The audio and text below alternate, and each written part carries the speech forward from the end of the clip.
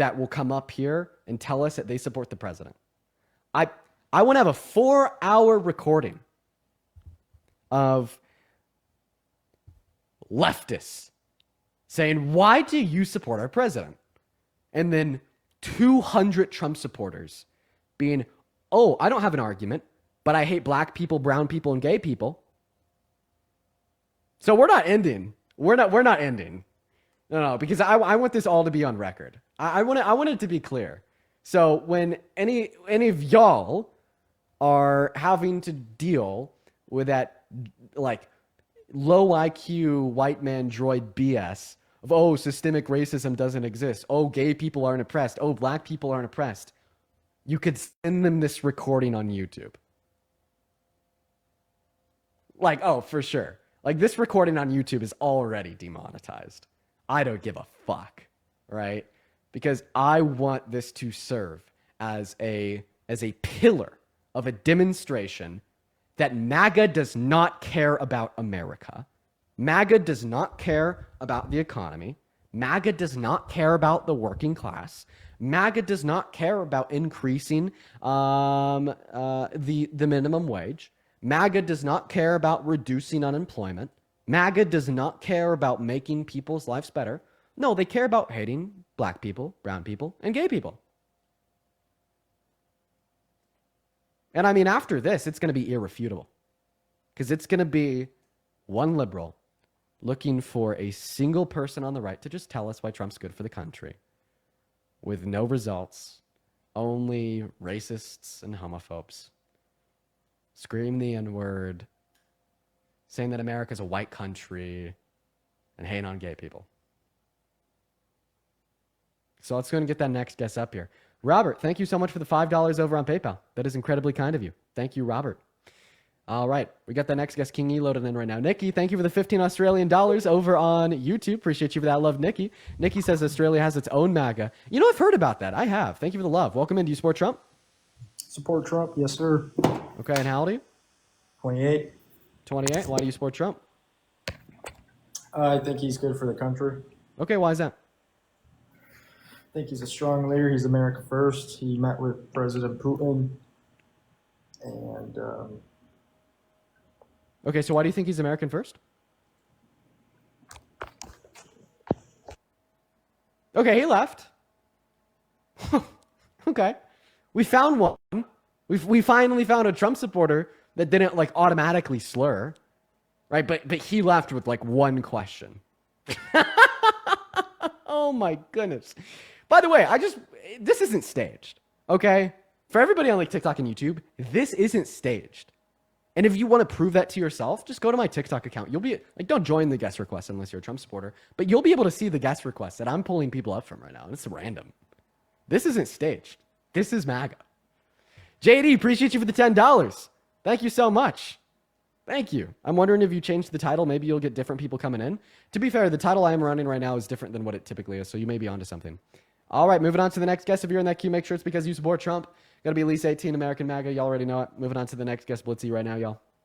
If you want to support me, you can support me over Venmo and PayPal, which are found in the link tree in my bio on TikTok. I go 100% of the proceeds on those platforms. You know, help pay for my fucking therapy. Jesus Christ. Welcome in. Do you support Trump? Nope, they're gone. Yo, Lillian, thank you so much for the $10 over on Venmo. Appreciate you for that love, Lillian. Let's get into what Lillian has to say. Everyone, just give us a minute. Lillian says, have you heard Threat Level Orange by Earth to Eve? I have not. How's it going there, Dean? You are like 13. You have to be at least 18 to join. Moving on to the next guest right now, everybody. Ashley with a $5 saying, have you considered streaming on Facebook or something with an older audience? I actually don't even have a Facebook account. I should get one. And then Emma with the $10 as well saying, thank you so much for what you do. Thank you for the love. Welcome in. Do you support Trump, Eva? I'm just a big fan. All right, I appreciate you. However, I do got to remove you because we are just looking for debates. Let's go to move on to the next guest. If you're in that queue, make sure it's because you're following those rules, meaning that you got to be a Trump supporter. As always. We got that next guest connecting right now. Welcome in. Do you support Trump? Yep. Okay, how old are you? 18. Okay, great. Taylor, thank you for the $10 over on Venmo, saying every guest coming up so far is just continuing to remind me that MAGA's beliefs are solely hate-based and never factual. Thank you for continuing to educate everyone, Dean. You know what, Taylor? I really appreciate you for the love, and you are absolutely right, Taylor. It speaks so much. Racer, take it away. Why do you support Trump? Just the border policy, strong leadership, especially coming off of Joe Biden. I don't really know much about the foreign stuff, if I'm being honest.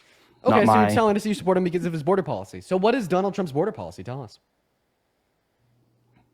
Deport everyone and don't let them come across the border. Oh, okay, you're a big fan of mass deportation. Okay, let me ask you a very clear question. Can you articulate and name one clear positive impact of mass deportation on America? If we have less people, I believe wages will go up, because if there's less people, more jobs, Okay, they'll go up. so no, actually, real median wages have increased over time, and the population has increased over time. So wrong. Yeah, but it's going to go up due to inflation. It don't matter I said based real. on anything. I said real median wages, which means median wages accounting for inflation. Okay. But there's also been more jobs, correct? Yeah, which are created by more people. See, that's what more people create, is more demands for goods, which creates more jobs. But more people, less jobs, so less money. Okay, it's not more people, less jobs. It's more people, more jobs. And this is proven by the fact that in the last 150 years that we've been tracking macroeconomic statistics, real median wages has increased with population size. So like a country with less population, wages are lower? Is that what you're Yeah, just look at Or America. just in America? Just look at America 50 or 100 years ago.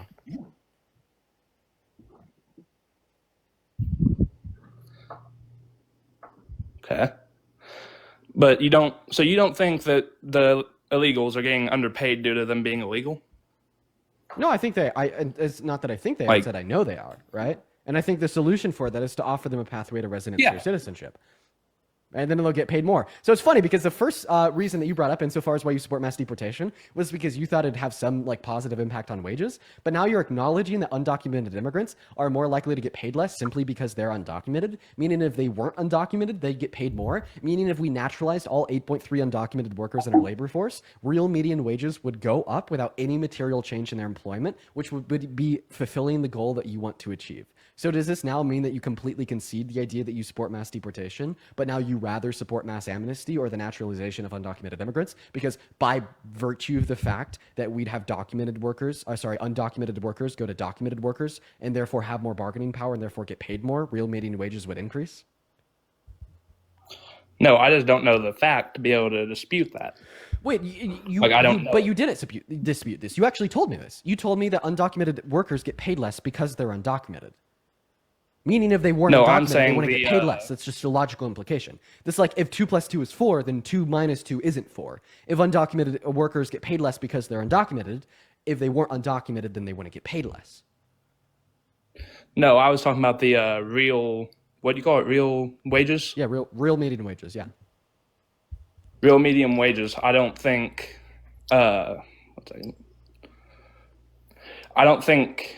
I'm trying to figure out how to say this. I don't know the fact to say that what you're saying isn't true. So I can't dispute that. Racer, dude, okay. I don't know how to make this more clear.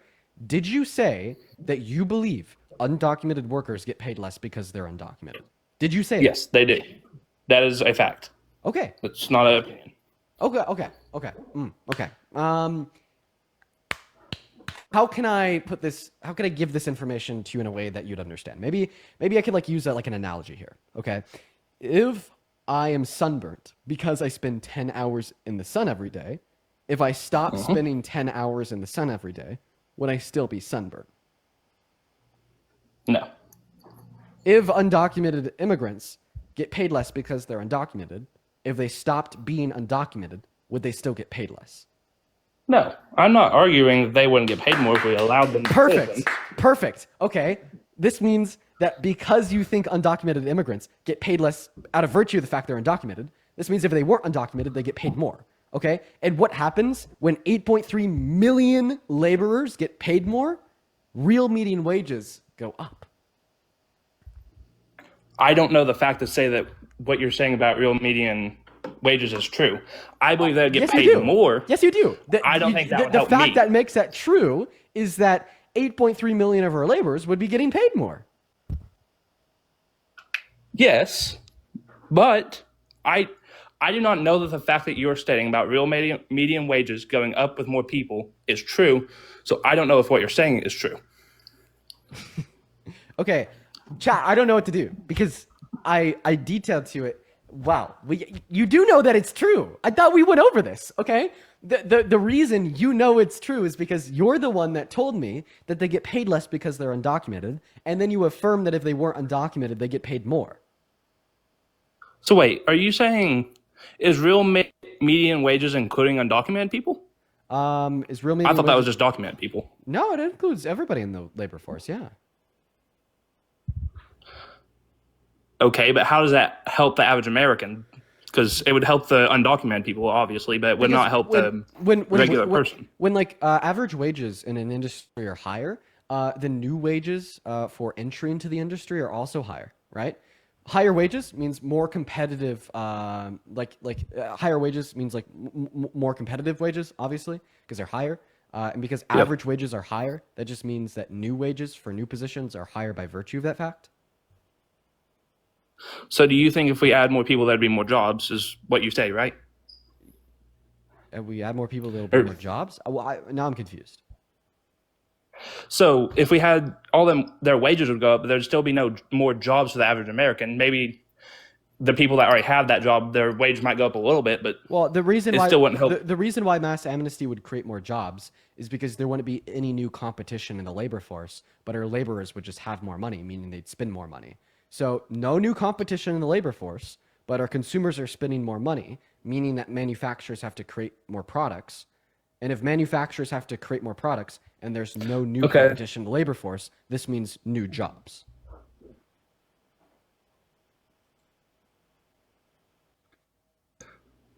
Okay, 1 second.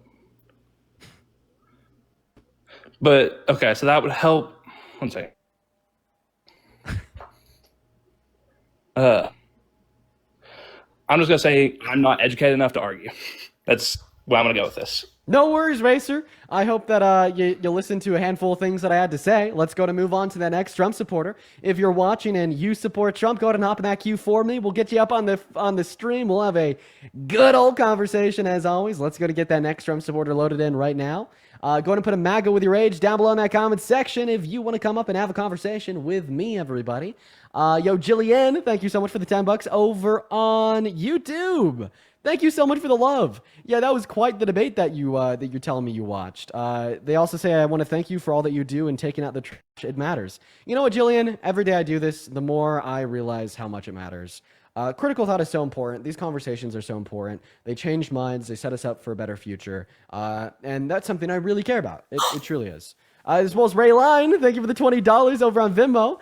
Ray Enrico, actually, show some love to Ray Enrico for the $20 down below. Ray Enrico say, or I guess this would be Ray, my husband and I are very supportive and appreciative of you speaking up against these unethical people in our country. Stay blessed always. Thank you so much, Ray Enrico. Show some love to Ray Enrico down below, y'all. As well as Heidi, thank you for the $10. Keep truthing, my friend. Heidi Sue, appreciate you for that love. Welcome into You Support Trump. I did vote for him in the election, yes, sir. Okay, do you still support him today? There are a lot of things that I'm seeing that I'm not in support of, no, sir. Okay, well, phenomenal. If you don't support him today, you've done the work yourself, and I'm proud of you. Hopefully, you make better decisions in future elections. But I guess on live today, we're specifically looking to talk to people that still support Donald Trump as president today. So let's go to move on to the next guest. Once again, if you're watching and you would like to support me, you can find my Venmo and my PayPal in the link tree in my bio. I get 100% of all the proceeds that are donated over on those platforms. Welcome in, Tay. How old are you? 19. What year were you born in? 2008. I don't think that maths. Like, I didn't do the math. I just don't think it maths. So I'm going to kick you without even doing it. Moving on to the next guest, we have nearly 10,000 people in the live stream for the 9.7 thousand people watching. Appreciate y'all for being here. Make sure that you guys are double tapping on that phone screen and sharing out this live with a handful of friends. Welcome in, I Sam. didn't mean to press that, dude. Sorry. No worries at all. No worries at all. Moving on to the next guest, Doom. All right. Going to put a Maga with your age down below if you do want to come up. Going to put a Maga with your age down below if you do want to come up. If you come up and you are a minor, if you come up and you're not American, if you come up and you're not a Trump supporter, you're going to get banned. We're just looking. We're just looking for American adults that support Trump, everybody. We're just looking for American adults that support Trump. We ban them very fast. Moving on to Dolly Beach. Here we go, everybody. Give us minutes to get the next guest loaded in. But Moving on to the next guest. Here we go, guys. Just still looking for Trump supporters. I'm going to be honest. Just still looking for Trump supporters. For those watching that are curious today, I'm going to go ahead and fill y'all in on what we've been experiencing so far. So we've been live for an hour and a half so far. We have had one person come up and try to give an argument for why they support Trump in the last 90 minutes. And he bowed out in 5 minutes, saying that he just wasn't educated enough to have the conversation. Everybody else that we've had join today has just said that they hate black people. They hate brown people and they hate gay people. So on total, we've probably talked to close to 40 to 50 people. 39 to 49 of them have said, I hate black people, I hate brown people, I hate gay people. And then that last guest was up here for 5 minutes, tried to argue that deportation was good, then ultimately said he wasn't educated enough to have the conversation. So, I mean, if you want evidence that MAGAs ran off of hate, not off of facts, I'll be your evidence. This is recorded. It'll be publicly available on YouTube once this stream is over. So, I mean, honestly, if you are an ambitious person that wants to show the fucking world that MAGA is so hateful with irrefutable evidence, have fun and do whatever you want with a 4-hour VOD from this stream on YouTube. Mac, welcome in, Seth. Do you support Trump? What's up? Are you MAGA? Do you support Trump? Yeah. All right, great, man. Quickly before we hop into the debate, Erica, thank you for the $40 over on Venmo. Let's get 400 Erica W's. Thank you. It's so good to see you today, Erica. Thank you so much. Erica says, in just a few days' notice, we organized the Stop the Trump Takeover rally. Over 200 people showed up today. I feel so reinvigorated. I encourage people to find their local activism groups or create their own power numbers. Erica, you were telling me about your great organizational skills last month, and that's so cool to see you continuing to do it. You're also a goddamn patriot. As well as Kin with the $10 saying MAGA is founded on hatred. Yep. And then Kimberly with the $15 saying, can you say hi to my friend Audrey? She's a huge fan. Hi, Aubrey. I apologize for calling you Audrey. Hi, Audrey. Aubrey, I appreciate you so much for watching, and thank you, Kimberly, for the 15. Now, Seth, take it away. Why do you support Trump? Well, I mean, just look at the way America is now. If you're too young to know, but I mean, I grew up in the 90s, and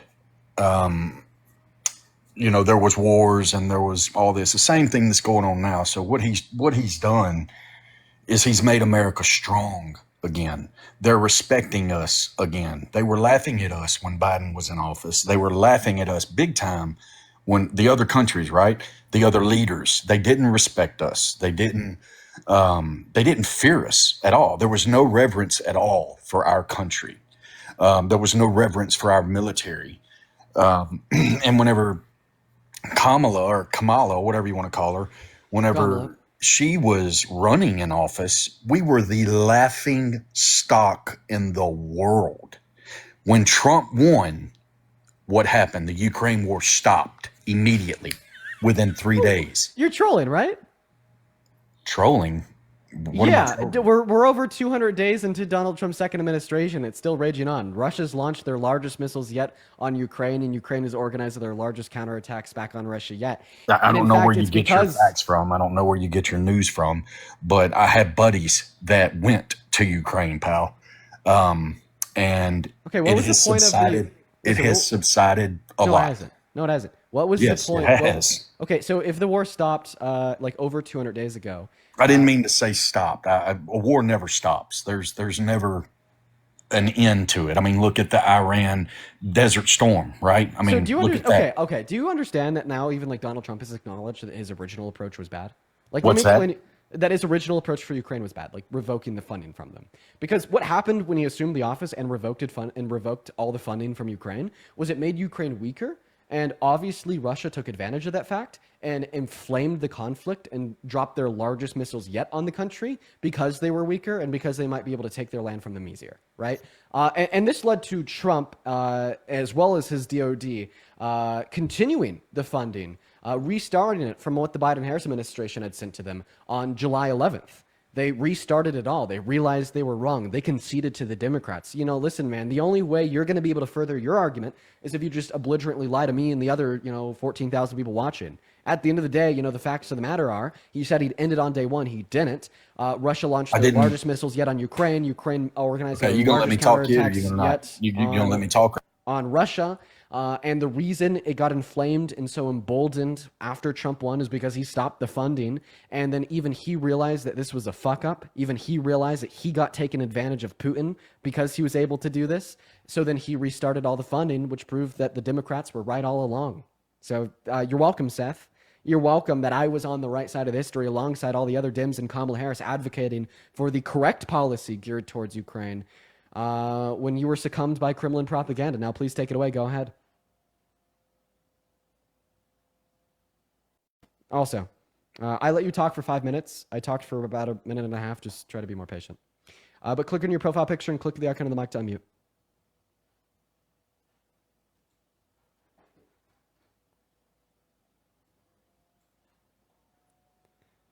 Well, he didn't unmute. He left.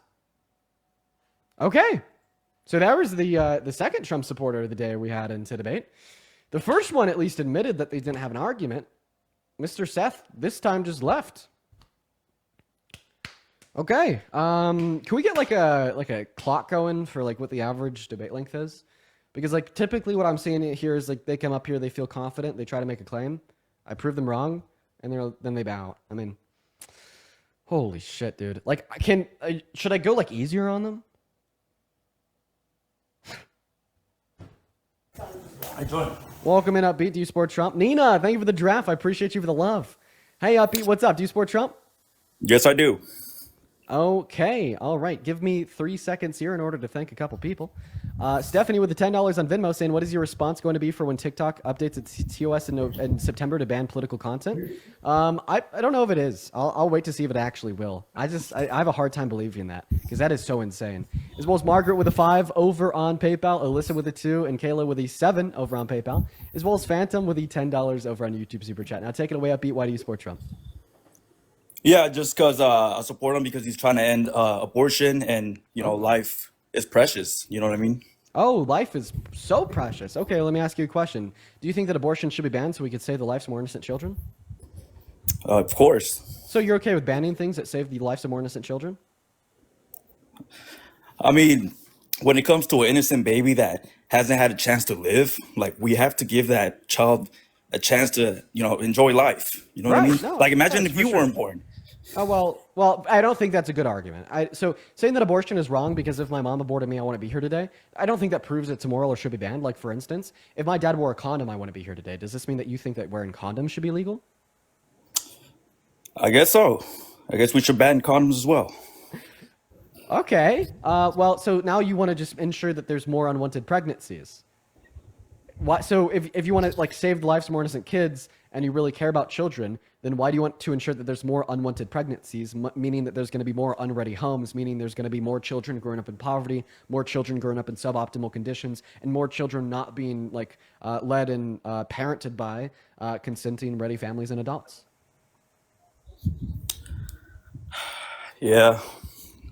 Got nothing to say. I don't know. I Nothing just to believe say about that. children should just be born, and we have no right to take that away from them. Okay, sounds good. So once again, you told us that you think that abortion should be banned because you think it'll save the lives of more innocent kids. Guess what? Do you know what the leading cause of death in our youth is? What is it? Firearms. Did you know that restricting gun ownership reduces gun-related fatalities? Everytown Research has been studying this for the last 30 years. The more gun control a state has, the less gun-related fatalities per 100,000 residents they have, meaning that if we were to further like ban or restrict gun ownership, that would also save the lives of more innocent children. Would you support that? Well, how would you plan on controlling guns? Like, how would you go on to, take away the firearms? What's a safe way to do that? Well, I mean, let's just come up with a hypothetical here. Like requiring licenses for all guns ever and banning ARs. Okay, we know that this would reduce the amount of gun-related deaths, meaning that it would save the lives of more innocent children. Would you support like licenses for every gun ever and banning ARs because it'll save the lives of more innocent kids? Sure, why not? Okay, so you're not like super like pro gun rights? No, not at all. Oh, okay. All right. Well, I confused you there. I appreciate you for being logically consistent on that basis. See, most aren't. Now, let's just go back to the basis here. So, why do you think abortion is wrong? Give me the argument. Well, just like I said before, I would have hated if my parents aborted me, because I love my life, I love, my kids, and I wouldn't want to do that to somebody else. You know what I mean? Like, Okay, yeah. I thought that I've already responded to this argument. This is just rooted in emotion. And I understand how, this might be intuitively clear to you without, much further exploration of truth. If I was aborted, I wouldn't be here. I wouldn't be, running this live stream. I wouldn't be enjoying life. I wouldn't be living in, my condo with my girlfriend. So, seemingly, it would be really wrong if my mom aborted me. But when we, just consider, just a couple facts, it becomes clear that's a bad argument. Because, sure, my mom aborted me, I want to be here. But there's about 1,000,000,001 other things that if they occurred, I wouldn't be here, too. If my dad pulled out, I wouldn't be here. If my mom revoked consent, I wouldn't be here. My dad wore a condom, I wouldn't be here. My mom was on birth control, I wouldn't be here. If my parents didn't get married, I wouldn't be here. If my mom didn't divorce her first husband, I wouldn't be here. If my dad didn't move to Colorado when he was 16, I wouldn't be here, right? So all of these facts, if they were true, would ensure that I wasn't born. Does this mean that all of these things should have been illegal to do? Should have been illegal for my dad to move to Colorado when he was 16? Should have been illegal for my mom to get on birth control? Should it have been illegal for my mom to stay married to her first husband just because all of these actions and more would have resulted in me not being here today, just like abortion? yeah, I don't know, man. We could agree to disagree, but I believe what I believe, and we just keep it at that. I Well, can't change your mind. how can we agree to disagree there when I have good reason that you're wrong and you have no reason why you're right? And you I can't even gotta respond go, to my man. good I'm reason why sorry. you're wrong. No, I don't gotta be go. like the other two Trump supporters. Okay, one last question before you head out. In fact, he already headed out. He already left. Wow, look at that. Okay. There you go. Third debate down of the day. Holy shit, guys. That one was 4 minutes long. Oh my goodness, dude. Oh my god, somebody needs to make a compilation out of this. Dude, there's just been no contest all day long. Listen, if you're watching, you're an American adult, you support Trump, and you think you have good reason to, for the love of God, please join the stream. For the love of God, please join the stream. We got Slimy connecting right now. Welcome in, Slimy. Do you support Trump? What's up, Mr. Dean? Yes, I did vote for him last time. Awesome. So do you still support him today? No, but yes, at the same time. Go ahead and hop back in that queue. I just heard you say no, so I kicked you. If your answer is yes, feel free to hop back in. I guess I wasn't expecting a contradiction. I'm Cookie sorry. King mogs you. Yo, so real, bruh, so real. Obviously, that Melt Max scene just has put him on another level. We're going to move on to the next guest, guys. Go to hop in that queue if you support Trump, y'all. Go to hop in that queue if you support Trump. Also, keep in mind that you got to be at least 18. Also, just for the record, I know that the title's unclear. It just says, prove me wrong, Trump is terrible for America. But in all reality, we are specifically looking for people that truly do still support him as president today. Let's go to move on to the next guest. We got John loading up in the box right now. Hopefully, John will come up here and give us an argument. Eli, thank you for the galaxy. I appreciate you for that love. All right. Welcome in, John. Do you support Trump? Okay. John's not here. Go to put a Maga with your rage down below in that chat if you want to join, y'all. We got the real Natasha 00 connected into the stream. Also, if you're watching and you want to support me, you can find my Venmo and my PayPal in the link tree in my BIO on TikTok. Get 100% of the proceeds there. I get a notification at the top of my phone with your name and any and all attached messages that I could read off. You could also find that on YT in the pinned comment. And yeah, welcome in, Natasha. Do you support Trump? Yes, I do. How old are you? I'm 19. Very nice. What year were you born in? 2006. Okay. Why do you support Trump? I just feel like since Trump was already president, I don't know. And then also the illegals. The illegals? Okay, so you support Trump Christian. because of the mass deportation of undocumented immigrants? Yes. Okay. Also, don't call people illegal. It's bad. It's dehumanizing. It leads to hate crimes. Yes. No joke. So why do you support mass deportation? Could you name one positive outcome of mass deportation on America or Americans? One I just specific feel positive like outcome. I feel like it's safer for females because there's so many. I've seen on the news a bunch of immigrants, undocumented ones, doing crazy things to females. Okay. So undocumented immigrants are 2.5 times less likely to commit violent crimes than natural U.S.-born citizens, and they account for 1% of total violent crimes. Meanwhile, American men account for 90, right? So, they're incredibly unlikely to commit violent crimes. They're significantly less likely to than natural U.S.-born citizens. And I also just find it a little bit crazy for you to suggest that like an undocumented immigrant should be removed from the country, even though they're helping the country, because you think that they might hurt a woman, even though they're less likely to than natural U.S.-born citizens. Meanwhile, you put an adjudicated rapist, right, a proven woman herter in the Oval Office to run the country. Yeah. And then also just like, Well, I mean, what are your thoughts there? I mean, I can see both sides. I mean, Like, I see your perspective. so what's your perspective? Can you go over it again? I feel like there's too many people in America, especially undocumented ones. Okay, why?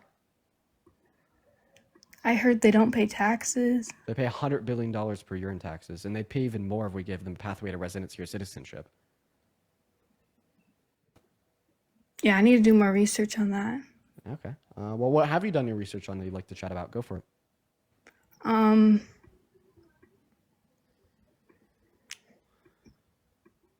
I'm not really sure. Okay. I think I only voted for him because my family did. Yeah, for sure. Well, I mean, when I was younger, I only supported him because my family did too. That's a pretty like typical like psychosocial phenomena, just to follow in the footsteps of those around you, especially figures of authority. But keep in mind that figures of authority can be wrong and are wrong frequently. I would recommend investing time into doing your own due diligence and research to come to your own conclusions. And I appreciate you so much for your time, and I hope you have a good rest of your day. Thank you. Let's go to move on to the next Trump supporter. Everyone just give us a minute. We got tall person loading up. Jolene, thank you for the $5 on PayPal, saying hi, Dean. Hope you're having a good day so far. And it's been iffy. I had a good workout this morning, though. Thank you for the $5, Jolene. Show some love to Jolene down below. Welcome in, tall person. Do you support Trump? I do. Okay, how old are you? I'm 18. Okay, what year were you born in? 2007. Sounds good. Why do you support Trump? Take it away. Mainly just my grandpa. My grandpa grew up Republican. He's been around forever. Told me about different thoughts, different ideas. But well, I mean, I'm gonna assume that you're coming into the live after hearing my explanation to the last guest. Yeah, I do. Okay, so this means that your grandpa must have like given you compelling reason to believe that he's right. So, what is the compelling reason to believe that Donald Trump is a good president? I'll hear you out. Take it away. It wasn't something he told me, but it's more just stuff that I heard on the news all over. The mass deportations down in. I live in California. The mass deportations down in California, the ICE raids, all that. So, okay. So you're also a fan of mass deportation? I think that illegal immigrants should have come into the country more in the legal way, which is applying and then, of course, getting citizenship. Okay, so you're like, because they committed a misdemeanor, they shouldn't be eligible for citizenship. So then why do you think somebody that's committed 34 felonies should be eligible for the presidency? I don't know, man. I just don't believe in the whole court case. That's the only thing that I get that he had 34 felonies, but I just don't believe in the court case myself. So you think our Justice Department is unreliable? I don't think it's unreliable. I just think... if you don't think it's unreliable, that means that you think it's reliable. And if it's reliable, then you wouldn't think that Donald Trump is not actually like a proven to be true 34 count felon.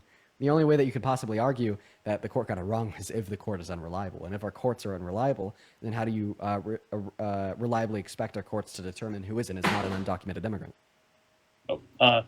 I believe that some courts are reliable, but some aren't. Like, some people are put under false pretenses and false accusations.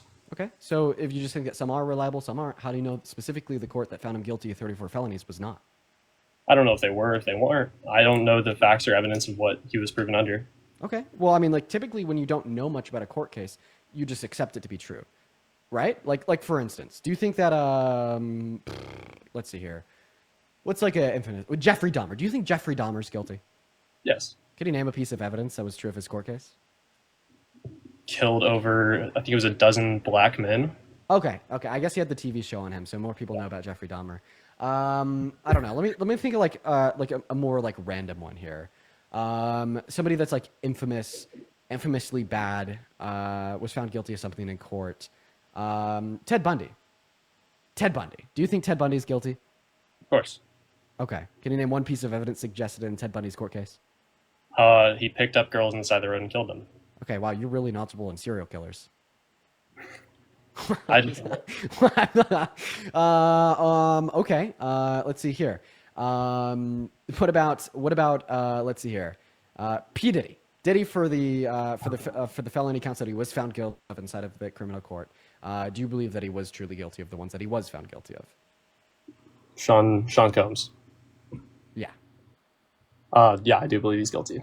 Okay. Can you name one piece of evidence that was submitted to the court to suggest that he was guilty for any of the counts that he was found guilty on?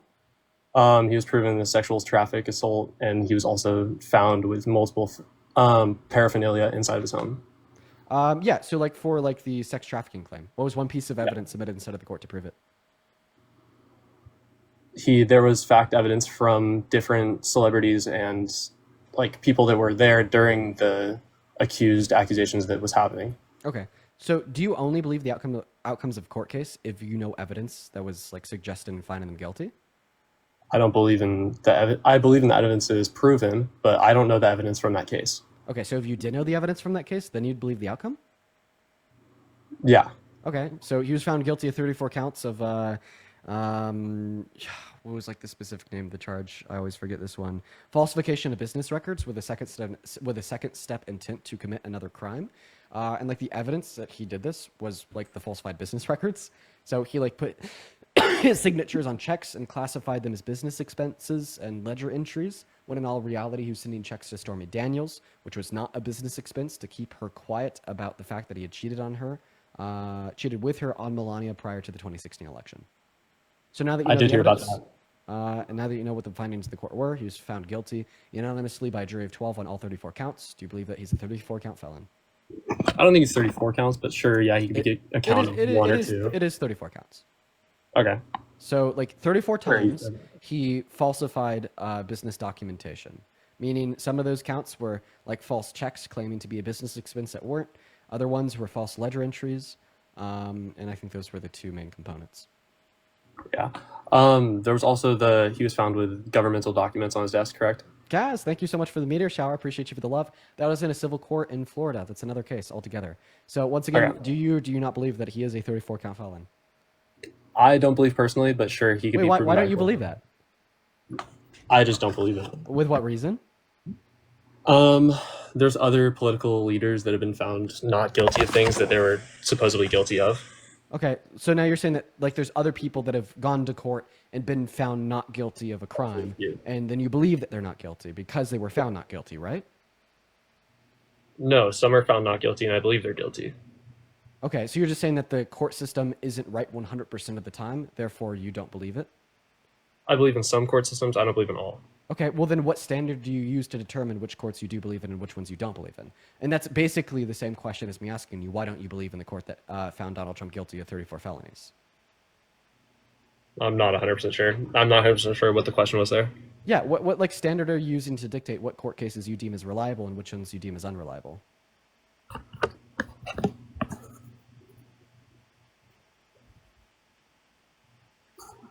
I'm thinking it over 1 sec. Because my thoughts are you don't have one. You're just saying that he's innocent because if you say that he's guilty, then we just go back to that point of hypocrisy where you argue that people that have committed a single misdemeanor shouldn't be eligible for citizenship, but somebody that's committed 34 felonies should be eligible for the presidency. It's like you know that like that's hypocritical, right? You know that doesn't make much sense. You know that's not like truly a broad slam down of the fist on law and order and punishment for crime because you're letting the 34-count felon not only walk free but run the country. So, that's why you're denying the outcome of the court case. And I just want to make that one clear by asking you, like, why you deny the outcome of the court case and you're not really having a response.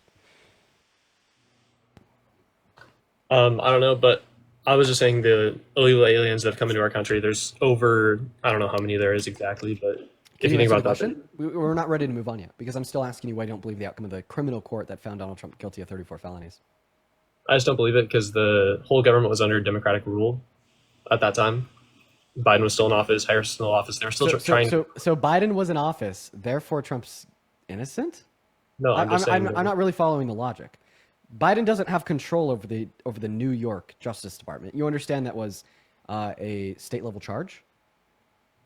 No, I'm just saying under democratic rule, they put these charges on Trump so he wouldn't run for the office, and then he therefore ran for office and won. Okay, so you're saying that a Democratic prosecutor prosecuted him for the crimes, but who found him guilty of the crimes? Was it the Democratic prosecutor or the jury?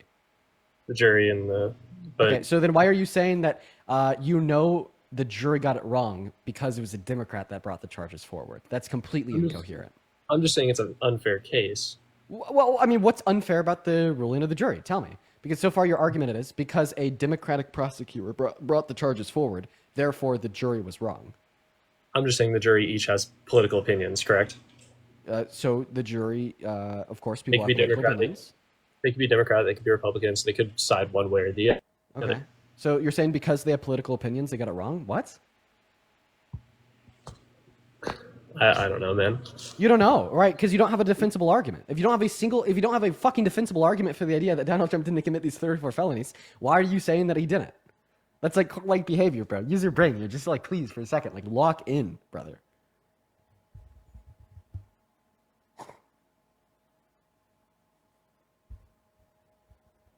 I think he's leaving. You want to pause? You could still hear me. You should come back. You shouldn't leave. Don't run away, please. Everybody's ran away today. It's not that much fun. We'll give him a second to see if he's back in the meantime. Kareem, thank you for the $10 over on Venmo. Appreciate you for the love, Kareem. He left. Okay. Kareem, thank you so much. Everybody watching, show some love to Kareem down below in that comment section. I really appreciate you. That is incredibly kind of you. Show some love to Kareem down below. As well as Nina with the $15 over on Venmo saying thank you for all that you do, even during lives like these when it feels like it's going nowhere, you're still making a huge difference. So thank you and keep changing minds for the better. You are awesome, Nina. Thank you for the $15. As well as Alex with the 5, Rachel with the 5, and Kristen with the 5. And then April with the $3 over on PayPal. And Sasha, thank you so much for the $30 over on PayPal. Let's get 300. Sasha W. Sasha says, hey, Dean, thank you for keeping me company while I do my makeup before work. It's always a joy to see you prove MAGA wrong and to give me ammunition to argue with the mass amount of Trump supporters in my area. Let's go, Sasha. I know that you're fucking them up. Are we going to be sharing some of these funds, Dean? Because, money's been tight for me lately, and I know the whole socialist aspect, we share. You want a free handout? Yeah, could you please hand it over? With socialism, right? We want socialism. So whoa. What is my cut? Wait, if you think that handout is socialist and you're asking for that handout, does it make you a socialist? Yeah. Well, yeah. If it means I get a cut of your donations you just got, if that's fair, right? Okay, so I got you to concede and lose the debate in like 3 seconds. You went from America first to socialist.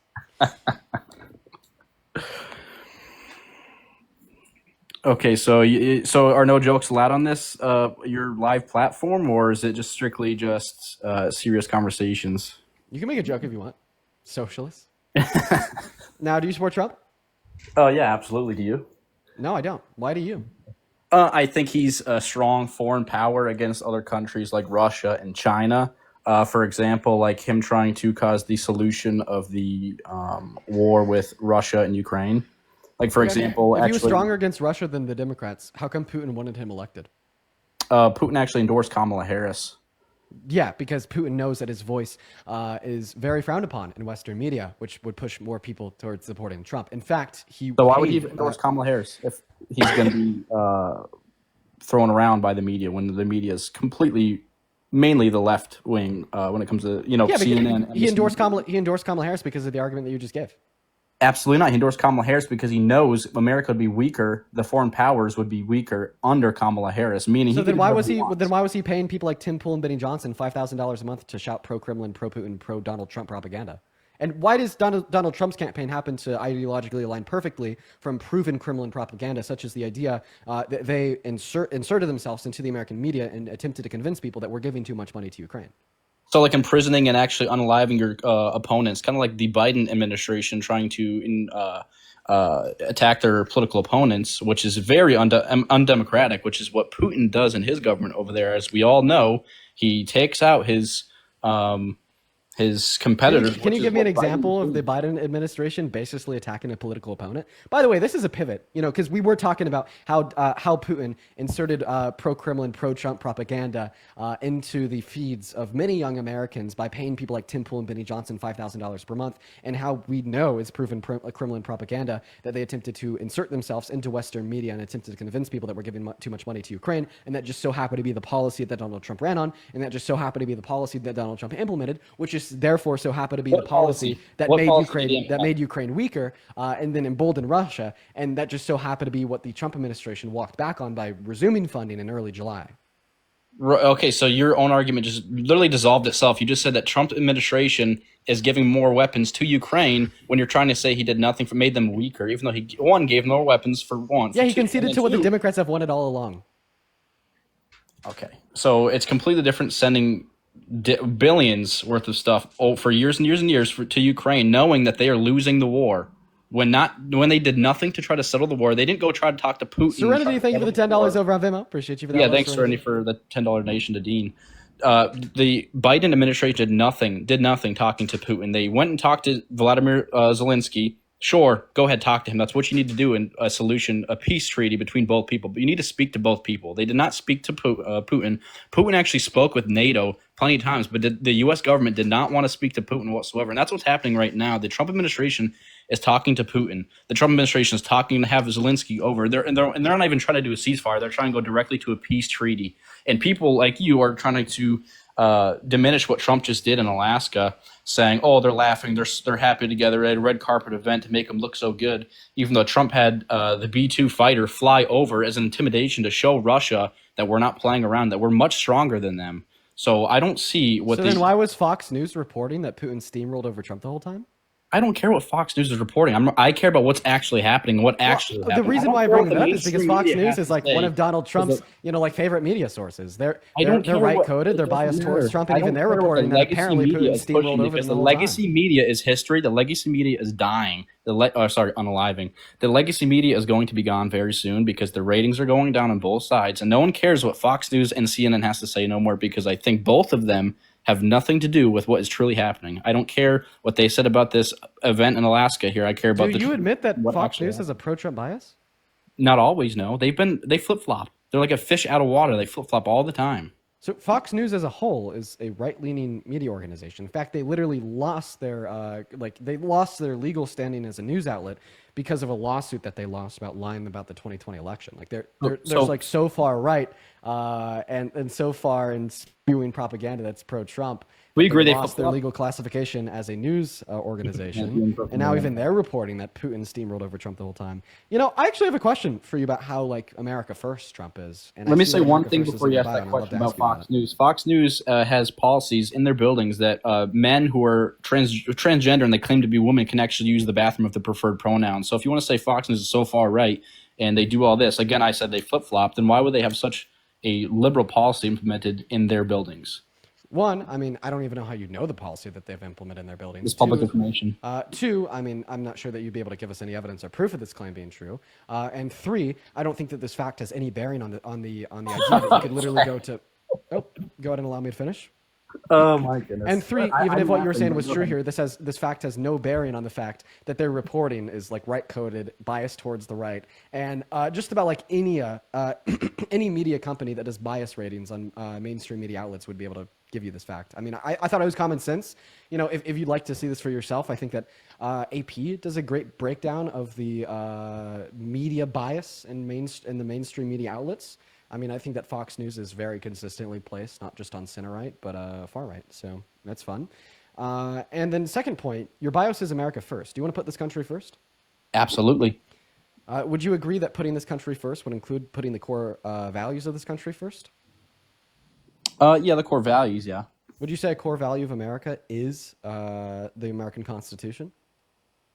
It depends because the American Constitution, I don't think it's completely outdated, but the American Constitution was made for it to be questioned in certain scenarios, like the Supreme Court questioning many decisions that are made. They go basically off of the Constitution. Yeah, well, that's included in the Constitution. Yeah, absolutely. Right. So, including SCOTUS's ability to reinterpret, including Congress's ability to amend, these are all part of the Constitution. So, is the Constitution a core American value? Yes, but I will say I don't believe just because, let's say, U.S. president like Obama or Bush or Biden make a decision that goes against the Constitution and then they get checked by the Supreme Court, I don't believe that they necessarily would be deemed unconstitutional, but I believe our system is made a certain format that a president will make a ruling that isn't correct and they get checked by it. That's checks and balances. That's how the Constitution Right, I agree. I don't think that doing something that's unconstitutional by virtue is authoritarian. For instance, when he tried his first round of student loan forgiveness, he didn't know the method in which he wanted to use was unconstitutional. The checks and balances work. SCOTUS called him out, and he found a new way to do it that was legal.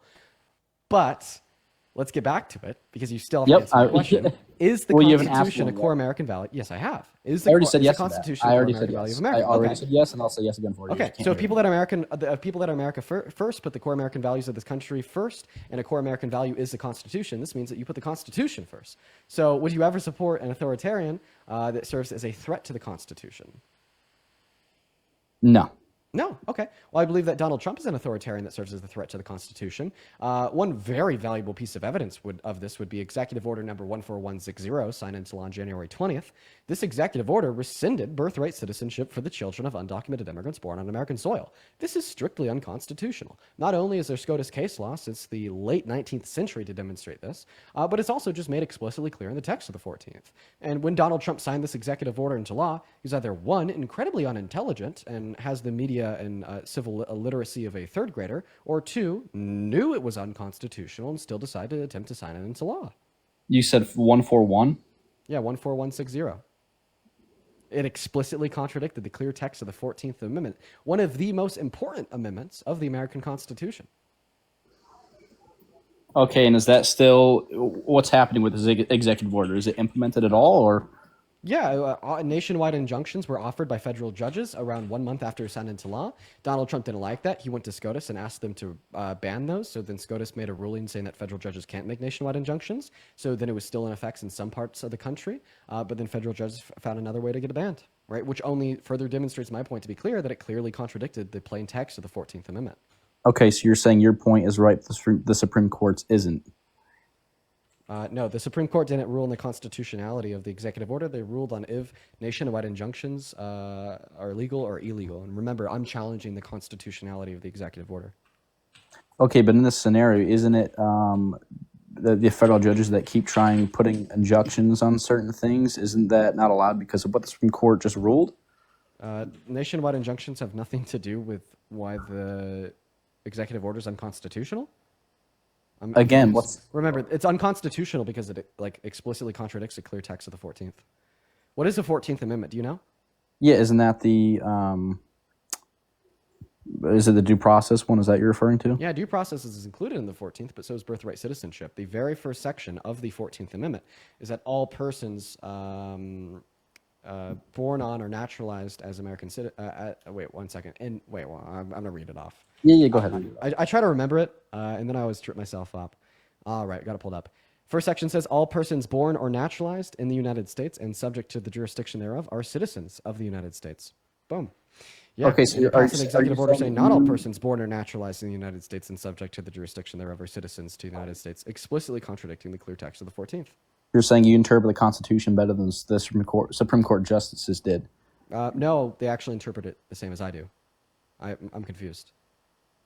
Again, they rule against the injunctions, so I don't see what your point is here. They about national injunctions on anything being unconstitutional, not if the executive order was unconstitutional. Correct. So what again? What's going on with the executive order? Why is this I'm not trying to argue that nationwide injunctions are constitutional or unconstitutional. I'm arguing that banning birthright citizenship for the children of undocumented immigrants through an executive order is unconstitutional. Okay, but what is again? I go back to before. What has the Supreme Court done about this? What has the Supreme Court done about the EO? Yeah, they haven't made a ruling on it. Okay, and why aren't they looking into it? Why don't they rule on a billion things? Who knows? Okay, so I don't think if this was truly unconstitutional, I think the Supreme Court would be doing something about it. So then what is the argument that it is constitutional? I haven't read the executive order, so I can't speak for that. But I'm just saying if. Okay, well then here's the argument. Here's the argument that it's unconstitutional. The 14th Amendment says all persons born or naturalized in the United States and subject to the jurisdiction thereof are citizens. Right? And the children of undocumented immigrants born on American soil are born on American soil and are subject to the jurisdiction of the U.S. law, meaning that they're therefore citizens in accordance with the 14th. Boom. Sure. I mean, I'll take whatever word you're saying, whatever you're reading from, I'll take it, whatever. But I would gladly discuss any topic that we both have knowledge on. But like I said, I'm not going to discuss an executive order that I know nothing about and haven't even read. Well, I mean, I think that it's incredibly important for us to discuss this because this definitely would be counter to your quote-unquote America First agenda. Sure. Again, if you... Oh, he disappeared. He's hitting his anxiety pen. Yeah, it's plugging it in. Like I said, if I had education on this executive order from my own personal research, I would gladly have a good faith debate with you. But I don't have any information for reading this executive order, so I can't have a good faith debate with you because I shouldn't have an opinion on it because I haven't read the executive order. You can say one thing, and I can say, okay, I understood what you said, but I don't know the executive order. Like I was just speaking to you about Russia and Ukraine and the United States, educated on that, and you kind of just disappeared from that argument. So I didn't disappear from that argument. You responded did. to what you said, and I wrapped this in due to the fact that your bio says America first. And also, what is your second repost? Everybody in the chat keeps spamming me about it. I have no idea what my second repost is. I'd have to go look at it. Yeah, I want to look at it. If you want to look at it, can I look at it from here? I don't know how to do that. You can't. I have to pull it up on my laptop. Let's listen to it together. Then also, while I'm pulling up your second repost here, I just generally think your argument is kind of a cop-out. You know, it's like It's not. basically I've what you're telling me, like, because I'm supplying you all the information that you need to know, and you're just not accepting it, right? And the reason why you're not accepting it is because you're telling me that you've done no research on this on your own. But like basically what that would be suggesting is that you are like valid and not holding an opinion on X if you haven't done any research on X. I never means said if that. you never do any research on X, then you never have to hold an opinion on X, meaning that you could continue to like prop up the quote unquote America First agenda and just simply ignore and do no research on anything that Donald Trump is doing that is counter to said agenda. But let's go Not ahead and listen really, to your no. second repost. Some of you white people really need to hear this. You're awesome. You're doing great. Shout out to Kai Clips because that video is very funny. You're awesome. I'm so proud of you. Your family loves you. Thank you. Some of you white people. I don't really know why it's a big deal. I don't. What's so wrong about that, people? Jesus Christ. Well, I mean, I know what's What's wrong up? with it because I know Kai, but I mean, What's wrong with that? Well, I mean, I just happen to know what's wrong with it because I know who Kai is. What's wrong with the video? Listen, Kai is. I'm not asking is about Kai. I'm pretty- asking what's wrong with the video. Kai is definitely. Okay, pretty, you're gonna continue to talk about Kai. I'm asking yeah, about yeah. the video. Well, it's because of the intention that goes into the video. What? It's Dean. It's okay to be white. I hope you know that. So, I mean, are you going to listen to what I have to say? If you're gonna answer my question, what's wrong with the video? Well, I was trying to answer it. Then you interrupted me. No, you kept. No, So you should kept listen asking to what I have to say. No, you kept saying Kai's this, Kai's this. No, and I I'm said the asking intent. I about said the intention of the video. I just happen to know who Kai is. Kai's pretty racist. Meaning that the reason he probably made that video is, like rooted in like some mark of racism. Just because I know like him as a person, he's pretty racist. But Was this assumption? Or is well, this just no, it's a fact. I mean, I talked to him about his racism last time he joined. I'll just kind of leave that as cringe. Now, please respond to my argument. What's your argument? Because I've stated before. Yeah, Donald Trump is an authoritarian who's attempted to circumvent the powers vested in SCOTUS to interpret the Constitution, as well as the powers vested in Congress to change the Constitution. It has attempted to consolidate said power illegally to the executive branch of our government, and in doing so, he has now passed executive orders that are explicitly unconstitutional and strip the rights away from people in which deserve them per the Constitution, which would not only be a mark of authoritarianism, but also an explicit contradiction to putting America first, as putting America first would mean putting the core values of this country first, and we both agree that the Constitution would be a core value of the country. So, is this the first authoritarian in history that's trying to limit the power of the government and actually shrink the size of the government? He's not shrinking the size of the government; he's expanding it. Really? So, like making cuts to certain government agencies that Doge cuts were doing. So, what is that, for example? Yeah, we cut 120 billion, then added 5 trillion. Okay, but again, we're cutting waste. No, They cut the waste. it's not cutting They waste. It's shaved off just the cutting what he, fat it's of just the cutting what he the- doesn't want, then replacing it with even more. Okay, So so if he like truly cared self-funding about how transgender much our government surgeries. spends, then why is he making our government spend more? So like cutting transgender surgeries in Libya or circumcisions in South America, you want that?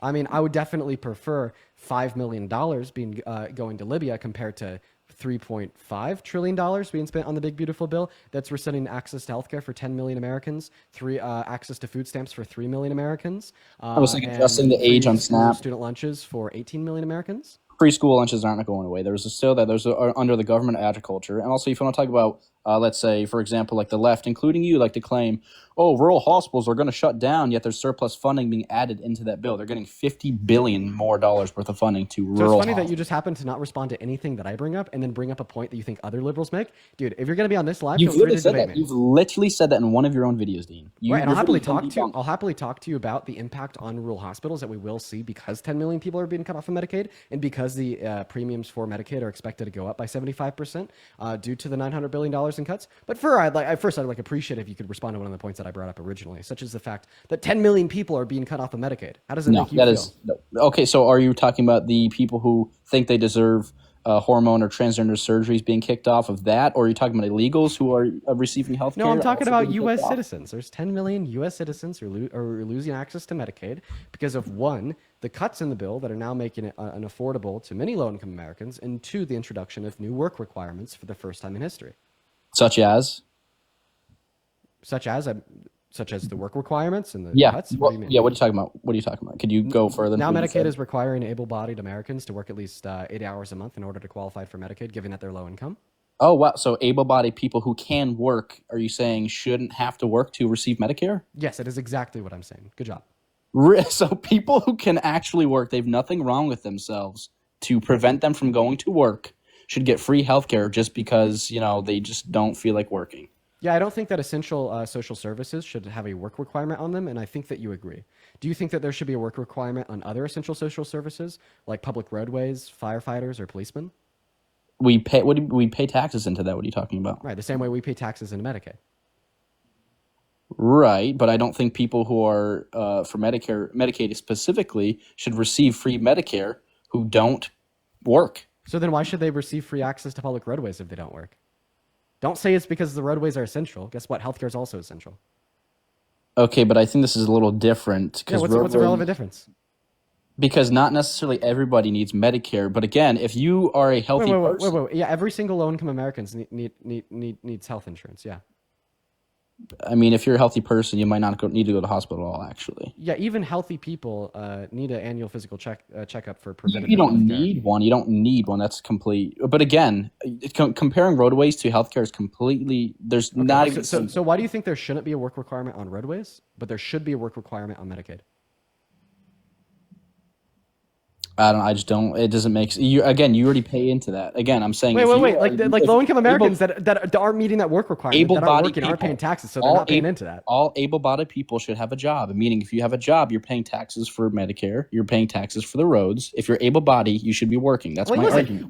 No, that's not a counter-argument though, because in fact, I agree with you. Yeah, if you're able-bodied, you should be working. Nobody fucking disagrees with that. We just just did. You just did. No. I understand that. I understand that intellectual debate is new to you. I'll happily explain it. You just said that people who aren't working should receive health care. The less you talk, the less you'll embarrass yourself, because I'm about to clear it up and make it make sense. Let me know when you're done. I just quoted you, but go ahead.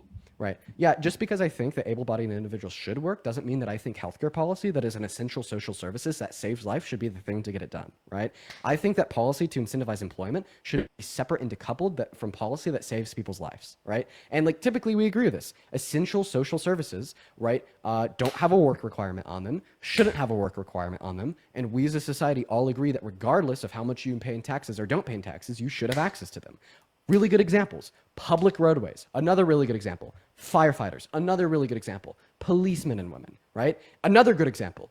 Healthcare for low-income Americans. These are all things that people need to live. And because people need these things to live, because people need these things to flourish, because these things are incredibly important and vital to a well-functioning society, they shouldn't have a work requirement on them. And my argument's clear here. We agree that able-bodied people should work. We agree that our government should have policy to influence that. We just disagree that the policy that influences that should be policy that saves lives, right? Like, for instance, we're going to go right back to the argument I was just giving you that you couldn't respond to. I see no relevant distinction between me paying taxes to fund public roadways and somebody that doesn't pay taxes driving on those public roadways, and you saying that because they don't pay taxes they shouldn't be able to drive those public roadways, and you saying that because they don't pay taxes they shouldn't have access to Medicaid. Can you please give me the distinction? Okay, but again, what people are we talking about? People who aren't paying or driving on this roadway? Who are these people? Because this is just, again... For sure. Do you think that low-income, able-bodied Americans that don't work and are unemployed should be able to drive on the public roadways that taxpayers fund? I think you're speaking of a fictional character. What person who doesn't work can drive a car on a roadway? Wait, you don't think that unemployed people can drive cars? What? You don't think that they pay taxes in their life at all? Wait, no. A lot of unemployed people have been employed in the past or will be employed again. Okay, so they have paid taxes to some extent. Okay, can we just say this about the same thing about Medicaid? It's unrealistic to assume that unemployed people haven't paid taxes before or will pay again, and because they've paid taxes to some extent, they should be able to claim Medicaid without being employed today, even if they're able-bodied, meaning that you no longer support the new work requirement imposed on it? It's different paying something that's already built and, again, going to the hospital for a new payment. For example, if an unemployed person goes to the hospital... You think that roads are just built then ignored? So, Dude, you complain about interrupting. No, that's bad. That's really bad. And I stop and I let you speak. But when I speak, you just talk over me the entire time. Yeah, bro, I did interrupt you. I did interrupt you. Calm down. I'll admit it. Sorry. I just got excited because you said that roads are built, paid for, they never touched again. No. Every single time there's a car that drives on a roadway, it does damage to said roadway, and the roadway has to be replaced, repaired, and fixed about every 2 to 4 years, depending on the type of maintenance that is required. Obviously, yes. I'm not denying that roadways don't get worked on after the fact. Semi-trucks and companies pay more taxes because they do more damage to roads, obviously, than a regular car does. But again, my whole argument here is you agree with me, by the way. You said you don't think able-bodied people should not be they should be working. You said that already in the beginning, and then you also said the government should somehow enforce that, which is what Trump administration is doing through the big beautiful bill.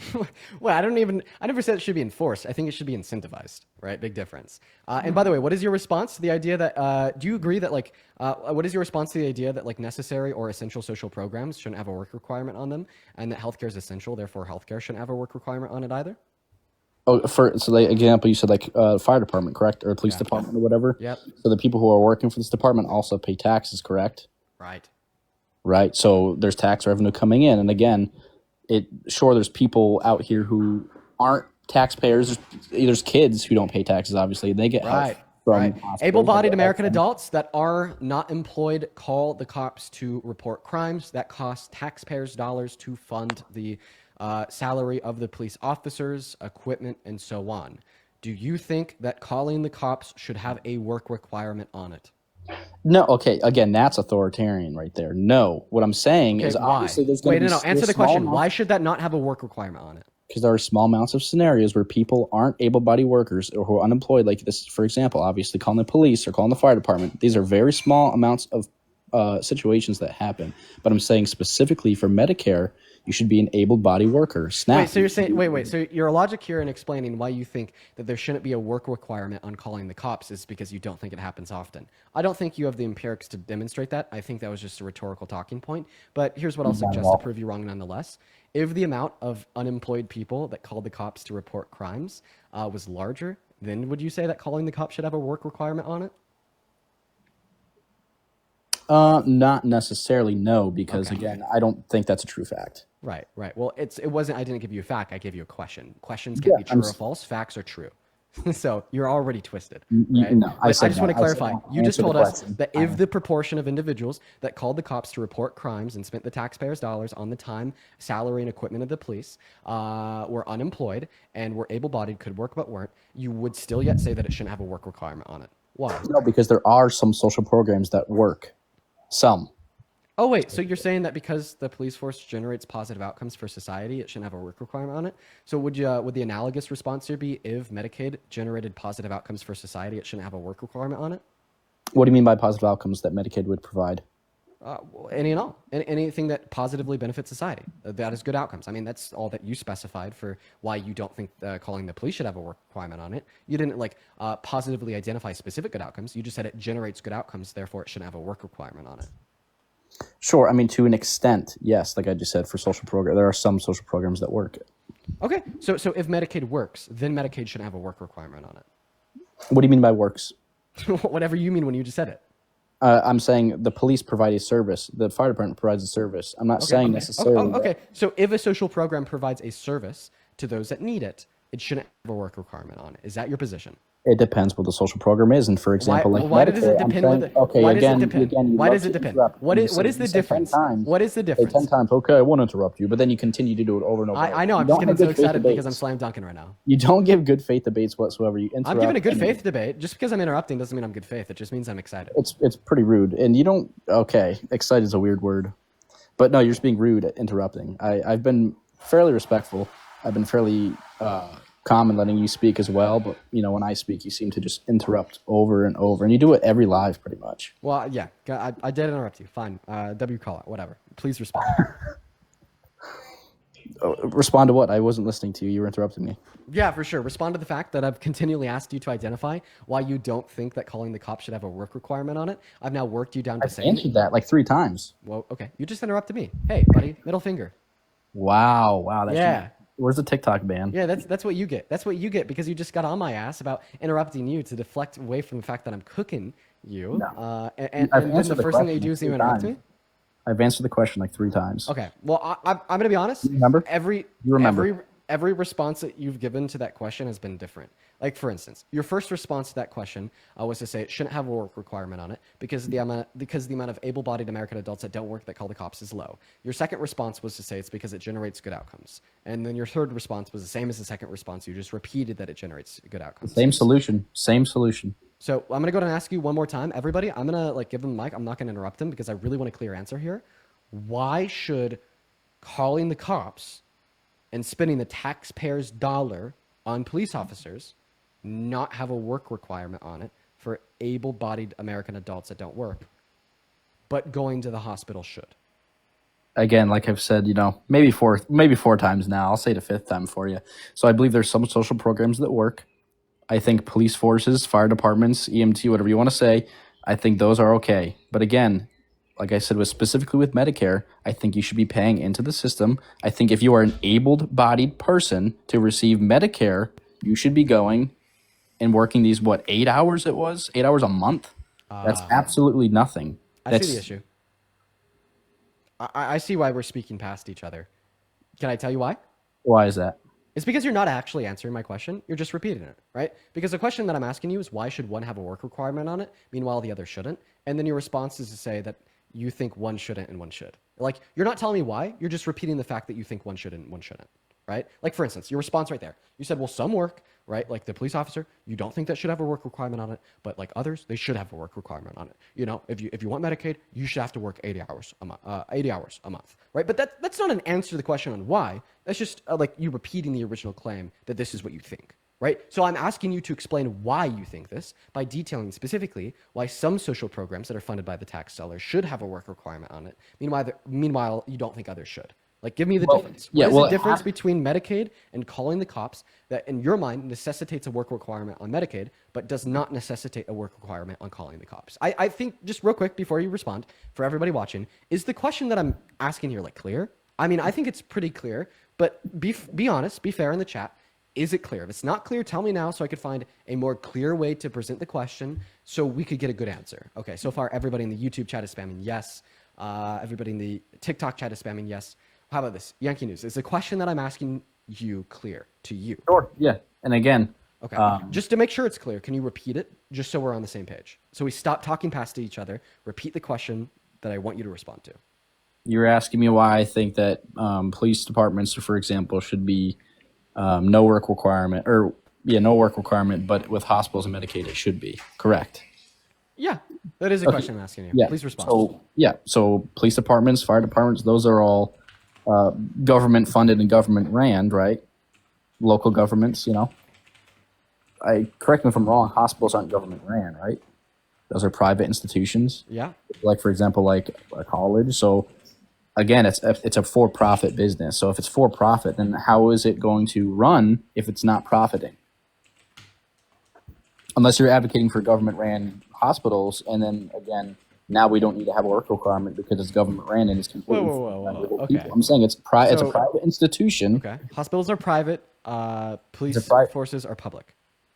Right. So hospitals generate a profit. Police forces don't. It's a social program is what it is, yeah. Okay.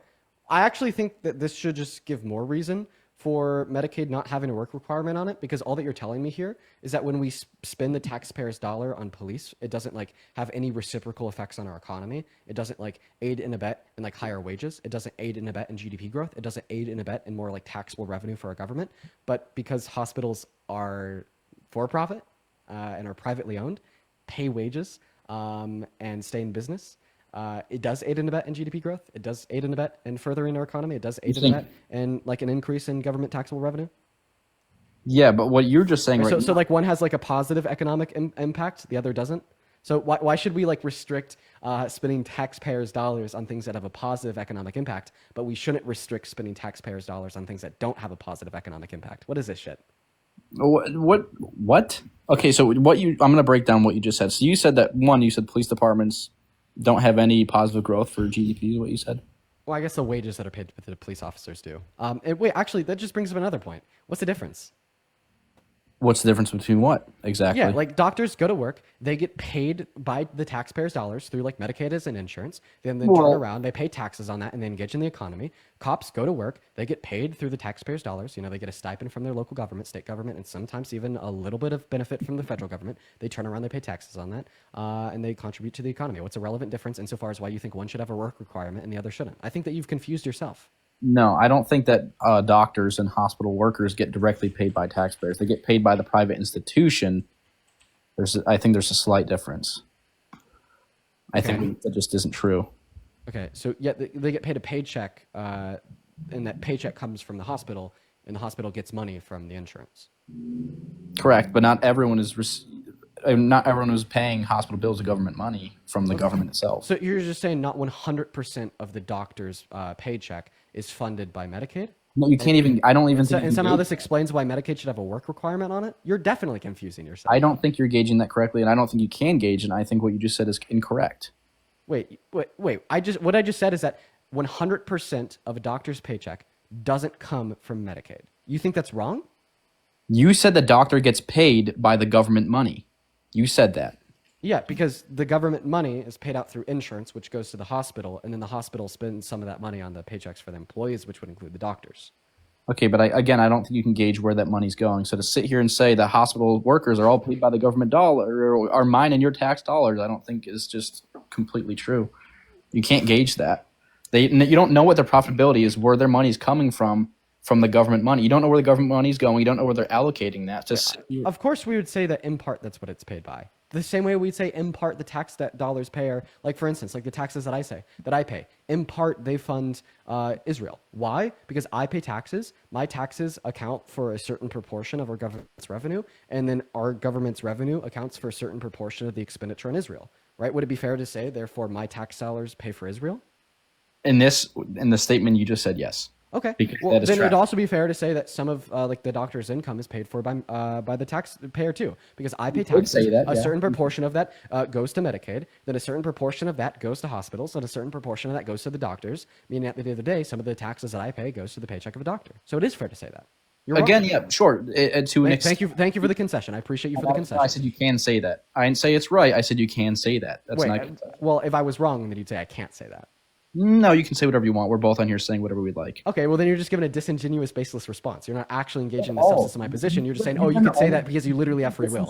Yeah, no, that's a great argument. That is a great argument. Yeah, I prove him wrong. And then he's like, Dean, you are exercising your free will to say these words, and that's all I have to say about because instead of him interrupting, he just mutes the mic, so I just completely am unheard. Again, you're saying I'm disingenuous. You're saying I'm not good faith. Yet that's been no, bro. That's so bad faith. No. Think about it, bro. It's been think about it, bro. Literally, just think about how. Yankee News.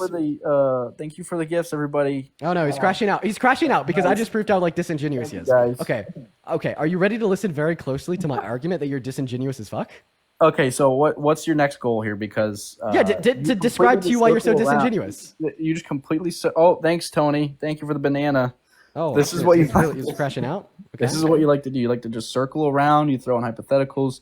You're disingenuous. You're not good. Dude, you're getting cooked. Yankee News. You're getting absolutely fucking broiled by me right now. I'm not gonna lie. Okay, so let's go. So Russia, Ukraine. You were schooled. You completely ran away from that. Oh, guys, he's gonna start puffing his chest now that he's cooked. Okay, and number two, then we go through this whole thing where you just go down a long rabbit hole away. He's crashing out. He's crashing out. You go away from the entire debate. Does anybody have a sad violin? I don't know. Okay, everybody. So thanks for all the gifts, and thanks for tuning in to my live with Dean here. Are you gonna run now? Everybody, you won't have a good debate. You lost the first part, and then just no way he's gonna run. Listen, bro. We're just gonna do a quick timeout. So I'm not even like muting you to overspeak you. I'm just like muting you to stop it so we can calm down. I won't speak when I'm muting you either. I'm seriously doing this to help you calm down because I don't want you to get like too emotionally flustered and leave. Because I want you to like hear me out here for why you're wrong, right? Like the point of these lives isn't to get like the slam dunks like I have on you. The point of these lives is to change minds, right? And I want to try to change yours. But obviously, when you need to calm down first, can't change the mind of somebody that is emotional as my 6-year-old nephew when he gets the Xbox taken away from him at 9:30 p.m. by his parents. I just left. Oh well, we got cooked. Wow, holy shit, chat. Holy shit! What a slam dunk! What a slam dunk! What a slam dunk, dude. Dude, why do you have to run? That's so unfortunate. Why do you have to run? Why? Like, Dude, I'm sorry that I just have unbeatable arguments, okay? This doesn't mean that you have to get emotionally flustered, whine, and run. This means that you have to either tell me why I'm wrong, and if you can't, concede to the truth. Oh my God. I swear, get a grip. You know what, Yankee News, if you're still watching this, get a grip. Let's go to move on to the next guys. Hop in that queue if you support Trump. I'll happily pull you up here. But make sure that we're following the rules. We're only looking to talk to people that do indeed support Donald J. Trump as president, or American adults as well. If you pop up here and you don't support Trump as president, unfortunately, I'm going to ban you. Hannah, thank you for the $5 over on PayPal, saying thank you so much for the way you educate people. Well, thank you, Hannah. I love what I do. I really appreciate that. Thank you, Hannah. All right, Bree's a bad connection, and she's playing music in the background, so I'm going to have to move on. April with a $3. Thank you so much, April. For the two of you guys, I appreciate you so much for the love over on PayPal. And then Claire, thank you for the $25 donation over on Venmo for cooking. Yo, let's go, Claire. That is Clare. Thank you so much for your kindness. Everybody watching, show some love to Claire down below in that box, y'all. Show some love to Claire down below in that box, you guys. Thank you so much for the love.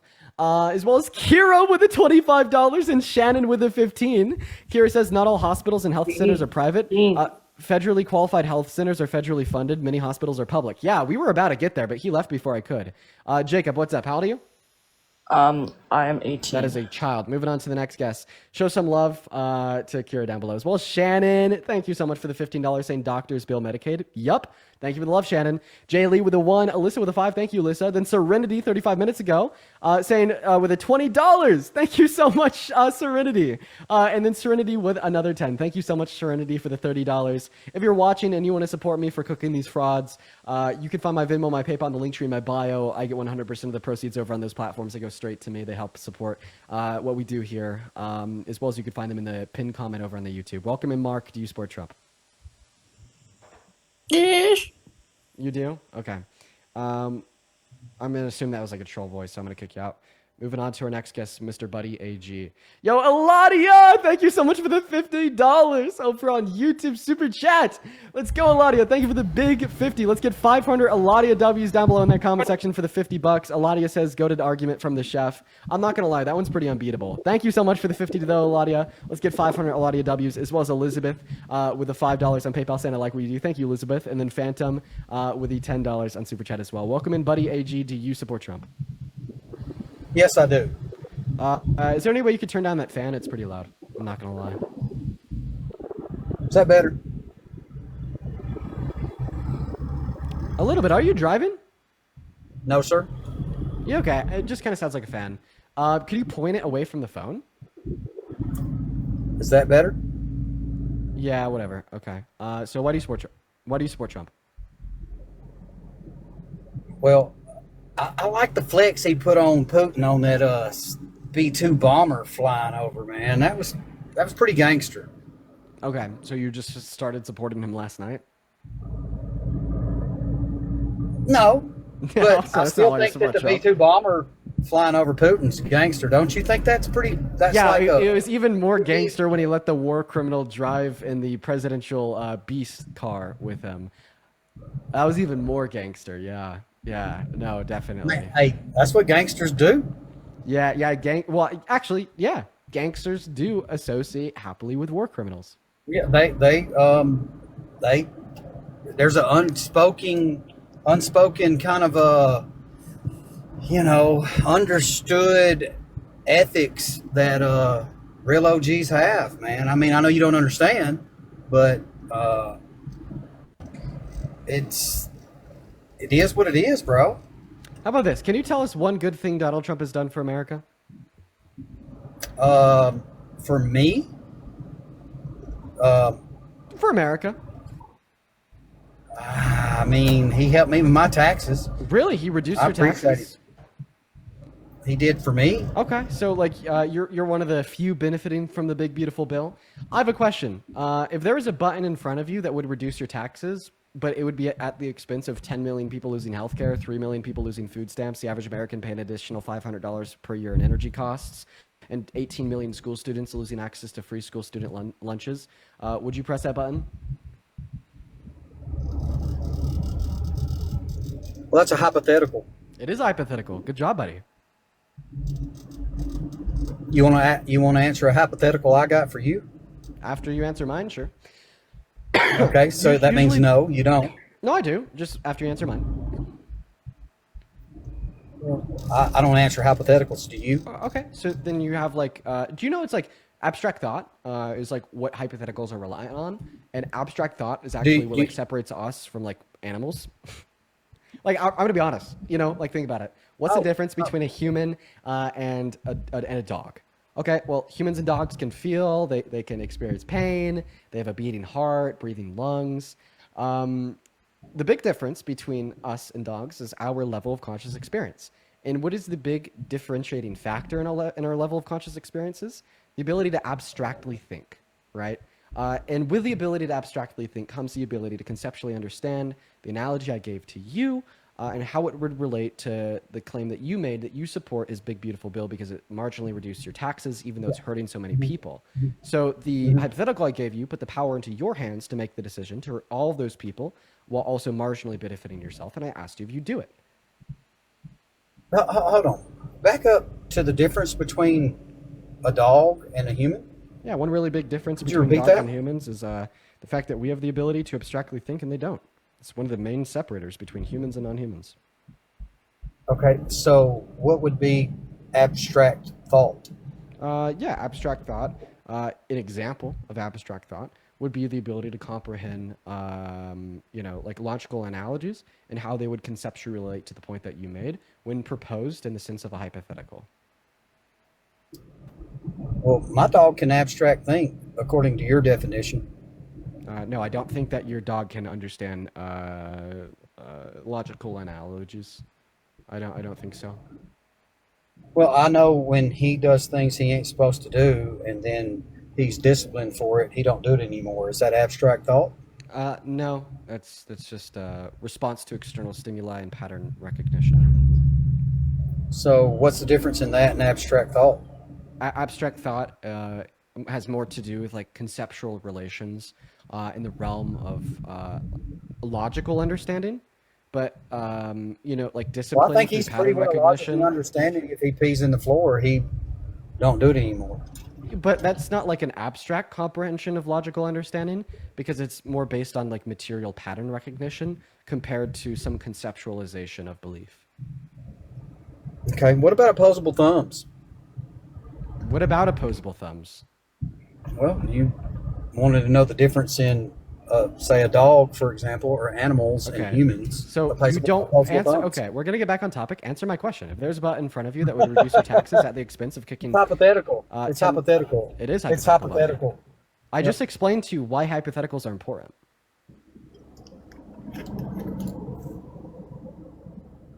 No, you didn't explain. Bro. You justified why you wanted there to be. So you're telling me that you thought, never engaged in abstract hypotheticals thought, ever? Things like that. So you're telling me So that you've we never all engaged know- in a hypothetical ever? we all know. Have you ever engaged in a hypothetical ever? Hey, how about this? Have you? Yes. Okay, then. Okay. So, Have you? We all Have know you? if Answer my question. frame- Have you ever engaged in a hypothetical ever? If you frame a question the way that you want to frame the question, you can get the answer that you're looking for. Okay. So so the answer I'm looking for was no. I want to press that button. By you framing your question the way that you want to, you get the answer. Frame the question different. Okay, so now you're telling me that I'm just so good at debating, and I've gotten you in a logical corner with one question, that you want me to like take the chess pieces off the chessboard and go easy on you? I said to reframe your question. How about you Why don't you not like the way I frame the framed it as I question and asked? ask a legit question? Okay. So, fortunately for the people who are in certain areas of a tax bracket, everybody has benefits in a tax bracket. Let's be real about it. Why would it be cool for you to write off your interest on your mortgage? Why would it be okay for you not to have to claim? Oh, aren't you that income fool off that of used to come up a, here and tell me that you think men are better at leading than women? Why would you want to be penalized for Buddy, was your that income you? off of a rental property? Buddy, was that you? Are you the And, fool that used to come up here and tell me that men are like smarter? I don't more appreciate intelligent than women? you interrupting me. I don't give a appreciate shit. you. Whine about it. Cry. I don't care. Hey. So you think you should be penalized for working hard and having a rental property and then being charged for someone paying you your rent and have to pay taxes on that income? Why do you expect me to answer your questions if you don't answer mine? On the labor that you pay taxes on to have your property positioned the way that you want it, on the taxes that the people have worked for you have charged you? Is that what we're doing now? Most of that was just completely. Do you like big government? I'm gonna be honest. You like big government, Dean? Oh, you won't even let me. No, I don't. Yeah, bad big government. That's why we should, definitely impeach Trump. Big government is spending $4 trillion on one bill to kick 10 million people off of healthcare. Big government is consolidating power away from Congress and SCOTUS to interpret/change the Constitution and attempting to illegally consolidate that in the federal branch of government, in the executive branch of our federal government. Big government is enacting ICE agents nationwide to round up undocumented immigrants for committing a misdemeanor and deport them to CCOT, where they're tortured, beat, and starved for 3 weeks illegally, even after SCOTUS rules that you can't do that. Big government is banning women's access to healthcare. Big government is, more of the stuff that we've seen Trump do, like threaten to take away FEMA funding from and aid and disaster relief from areas where they are boycotting Israel. Big government is forcing the 10 Commandments to be placed inside of the classroom. Big government is reducing the after-tax income for 150 million Americans. So no, I don't. Don't believe in checks and balances. Okay, you're not going to respond to what I said, buddy, so I'm going to kick you. Okay, goodbye. Bye. Moving on to the next guest. Here we go, everybody. All right, let's go to get that next guest up in here right now. If you're in that queue, make sure that you support Trump. We're just looking to talk to Trump supporters. We got the next guest loading up right now. We're going to go to get Sherry in the live. Oh, boy. Ethanol, thank you for these £6 over on YouTube Super Chat. That's very kind of you. Thank you, Ethanol. Welcome in, Sherry. Do you support Trump? Yes, I do. Okay, great. Brandon, thank you for the $15 over on Venmo. Thank you so much. Brandon says, is it just me, or is it reasonable to say if Medicaid goes away, then people can't afford to go to hospitals because hospitals are not getting cheaper, so they'll still need their money, so people die? That is incredibly reasonable to say. Yeah, if you take people's health care away, people die. Good job, Brandon. It's crazy that's not common sense to everybody. As well as Arctic with the $10 on Super Chat saying, I love how he says no hypotheticals and gives hypothetical about being a rental property owner. Dude, the jokes write themselves, Potato. I appreciate you for the $10. Sherry, take it away. Why do you support Trump? First of all, you're going to hate what I have to say. I think he's going to go down in history as being the greatest president ever.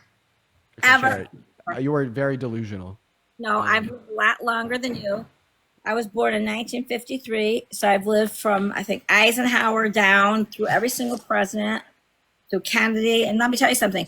Those presidents, Kennedy, Carter, none of them were any better than Trump. Every single one of those presidents cheated on their wives while they were presidents. Thanks to President Clinton, my kids had to find out, I'm going to have to say initials, what a BJ was when they were 8 years old. Thanks to Monica Lewinsky. And yeah, you know that Donald Trump is an adjudicated rapist? Did you know that Donald Trump has hit on a 10-year-old girl? Do you know that Donald Trump has openly boasted about sexually perving on underage teenage girls unconsensually while they're naked in women's changing rooms? Do you know that Donald Trump has not just cheated on one of his wives, but all three? Do you know that he actually cheated on his most recent wife with a porn star, like a year before he was elected, then illegally paid her off, and then falsely labeled those payoffs as business expenses, then was convicted of 34 felonies for it? Every one of these presidents, every one of these political people have done the same thing. He's not alone. Every one of them. Okay, so can you please show me where Kamala Harris's grape case is? Can you show me where Kamala Harris is on the Epstein files? Can you show me where Kamala Harris posted about wanting to date a 10-year-old girl in 10 years? Can you show me where Kamala Harris said that she'd date her own daughter when she was older?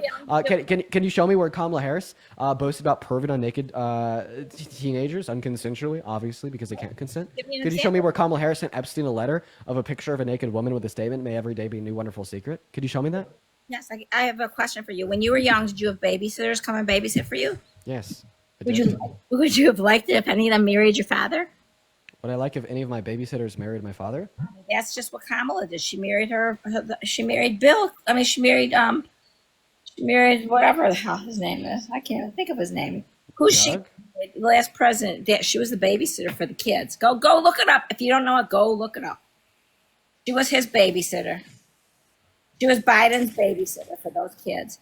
Wait, Kamala Harris isn't married to Biden.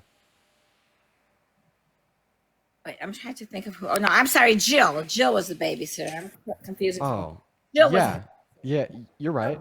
But remember, I was talking about Kamala Harris. Kamala, I don't like at all. I think she's an idiot. She's a cackling goofball.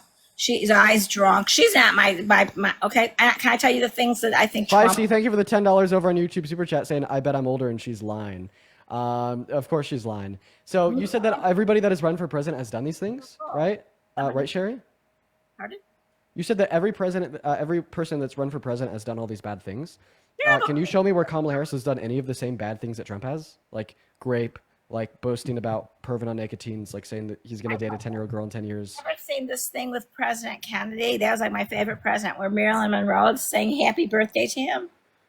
Bro, how do we go all the way back to the 60s when I'm asking you a question about who ran against Trump in the 2024 election? This is not the first. This is not the last.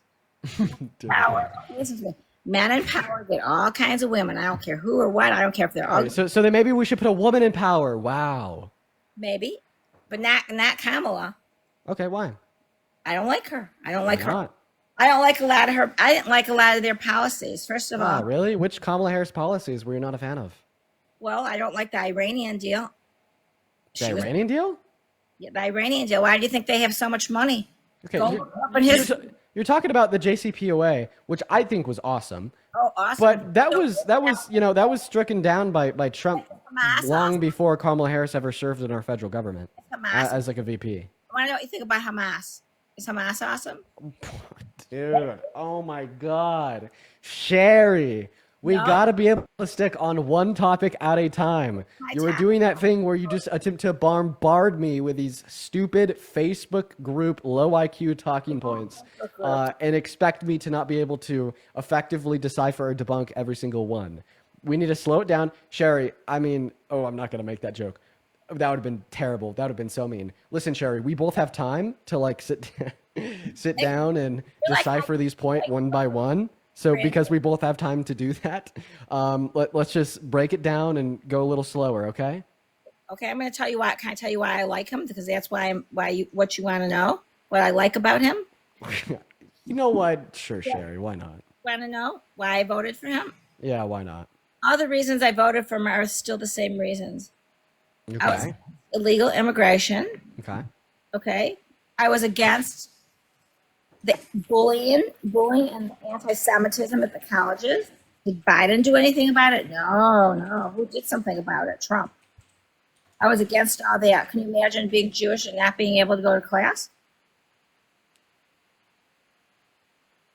I'm also against, so a lot of people who are on Medicaid, this is like a thing. They know how to work the system. A lot of them there's guys who go to the gym every day and they are on Medicaid and they're on the Bridge Club. They don't want to work. So then how are they paying for the rich clubs? They get Medicaid and Medicare and then they have Bridge cards. Medicaid doesn't put money in your bank account. It pays for your hospital bills. It pays hospital bills, but Medicare, they trust me, these people all know how to work the system. Well, how does somebody work the system with Medicaid? I tell you something, I'm not one of them, so I don't know. But I know that okay, the person that you met that worked the system with Medicaid, like how do they work it? I don't think that you can work Medicaid. I don't think that's possible.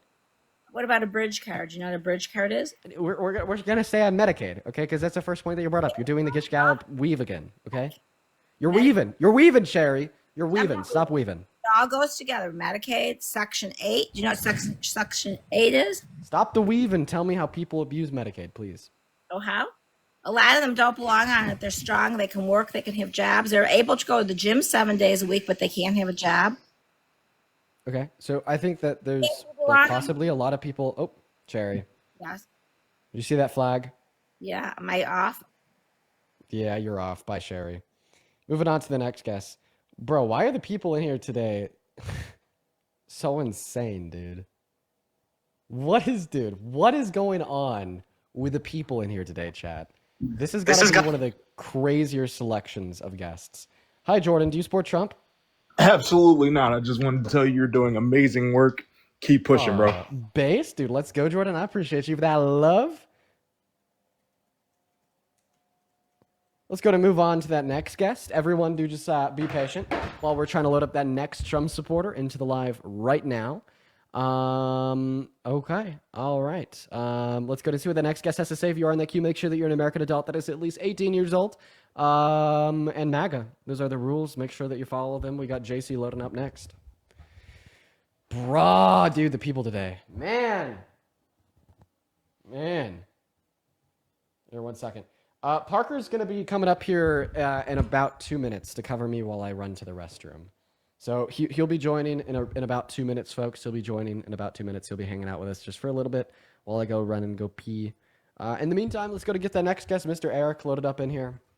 Once again, if you're enjoying the stream and you'd like to support the stream, you can find the Venmo and the PayPal and the link tree in the bio. I get 100% of the proceeds there, as well as if you do donate, I could give you a shout out. And read off any and all attached messages, such as, let's see here. Isabel, thank you so much for the $10 over on PayPal, saying he got pushed. I'm so glad you could get a real debate finally. I know it was just cut short, unfortunately.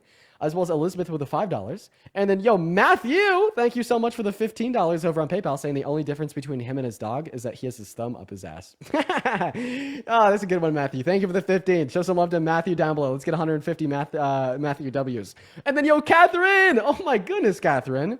Holy cow. Let's get 500 Catherine W's down below in the chat for the 50 over on PayPal, dude. Now, Catherine just left the message. I appreciate you, Dean. Catherine, I appreciate you too, more than you'll ever know. Thank you so much for the love. That is, I just don't deserve a penny of that, Catherine. That is so incredibly kind of you. Thank you so much. All the love to you, Catherine. Thank you. And Eric H607, welcome into Sport Trump. How are you? How are you? Yes, I do. You know what? I'm doing terrible today, quite frankly. Okay. Then Igna, thank you for the $10 on Venmo, saying when will Gen X realize that being around longer means nothing? I'm not quite sure what you mean by that. If you want to clarify, I will read off your clarification. Megan with the $5 saying she's literally a Fox News zombie. Oh, totally. And take it away, Eric. Why do you support Trump? Well, first, I would just like to talk about healthcare for a second. So I did vote for Trump. I do support him. I disagree with a lot, however, and healthcare is a big one. What a lot of people don't understand is providing somebody without insurance, with insurance, saves money.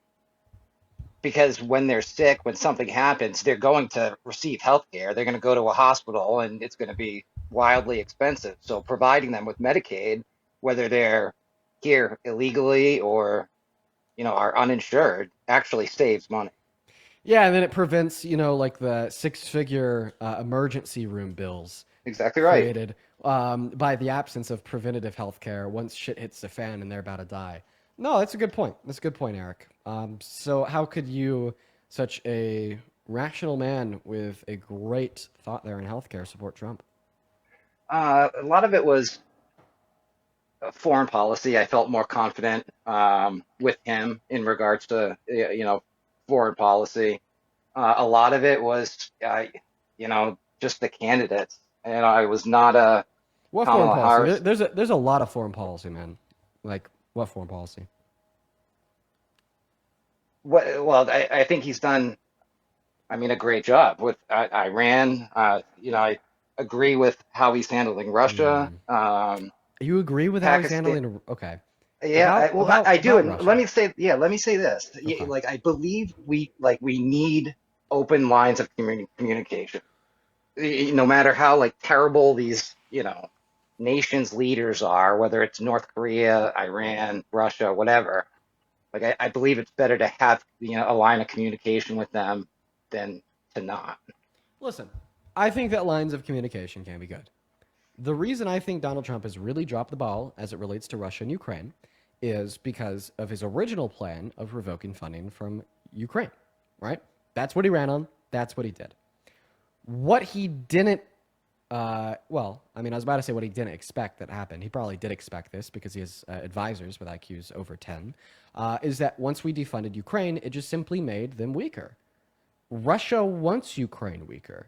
Russia wants Ukraine, all the Ukrainian land. Russia doesn't want Ukraine to fight back. When they're weaker, when they have less funding for their military, when they have less funding for humanitarian needs, they hit them harder because they are a little bit more defenseless, right?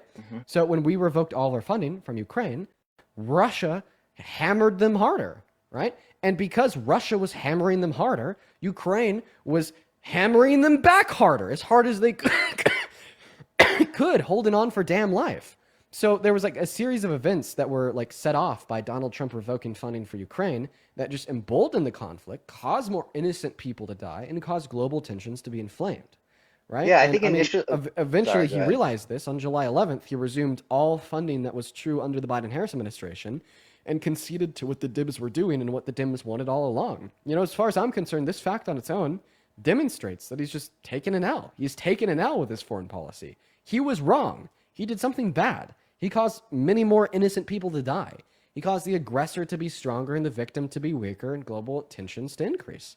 No, I agree. I agree that he didn't handle it, perfectly. I think he overestimated. I think he thought it would be a lot easier to step in and negotiate kind of a ceasefire. Yeah, I think he miscalculated for sure. But I think he's kind of bounced back from that. He's obviously handling it differently now. Yeah, because he's now conceded to what Kamala Harris wanted to do all along. So that's point one. Point two, you're talking about like the open lines of communication. Well, maybe the reason why there wasn't an open line of communication and so much money going into Ukraine under the Democrats was because they knew that Putin wouldn't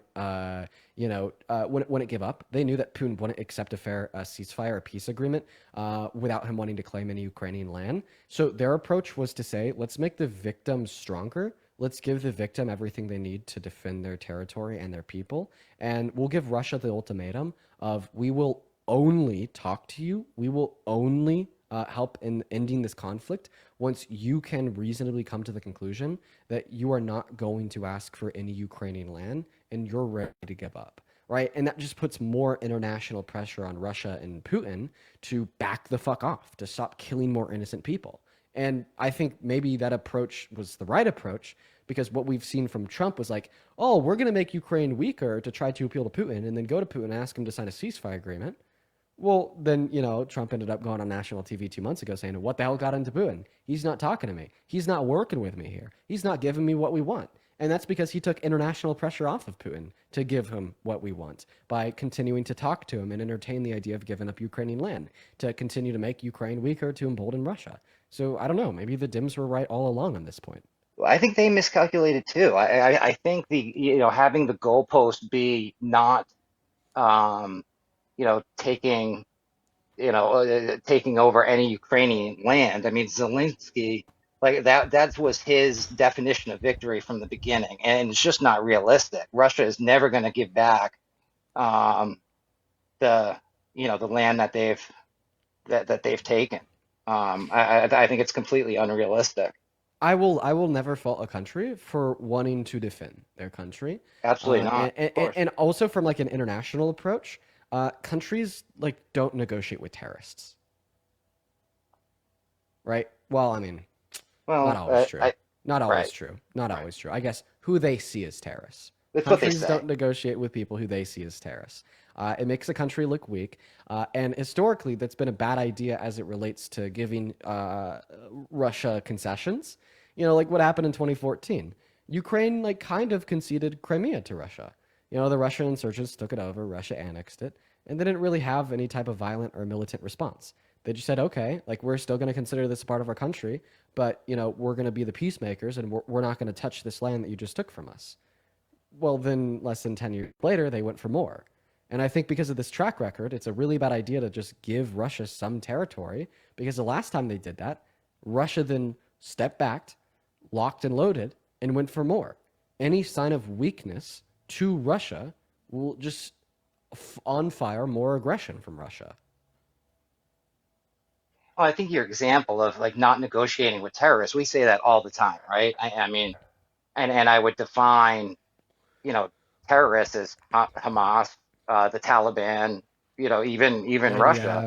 But IDF, yeah, but we Israel. have, right? Like with all of them, like Well, there have been can you prisoner respond? Can you respond to my exchanges. last point there? Like the last time Ukraine played the peacemakers and gave Russia some of their land and backed off, it just caused Russia to step back and then go for more.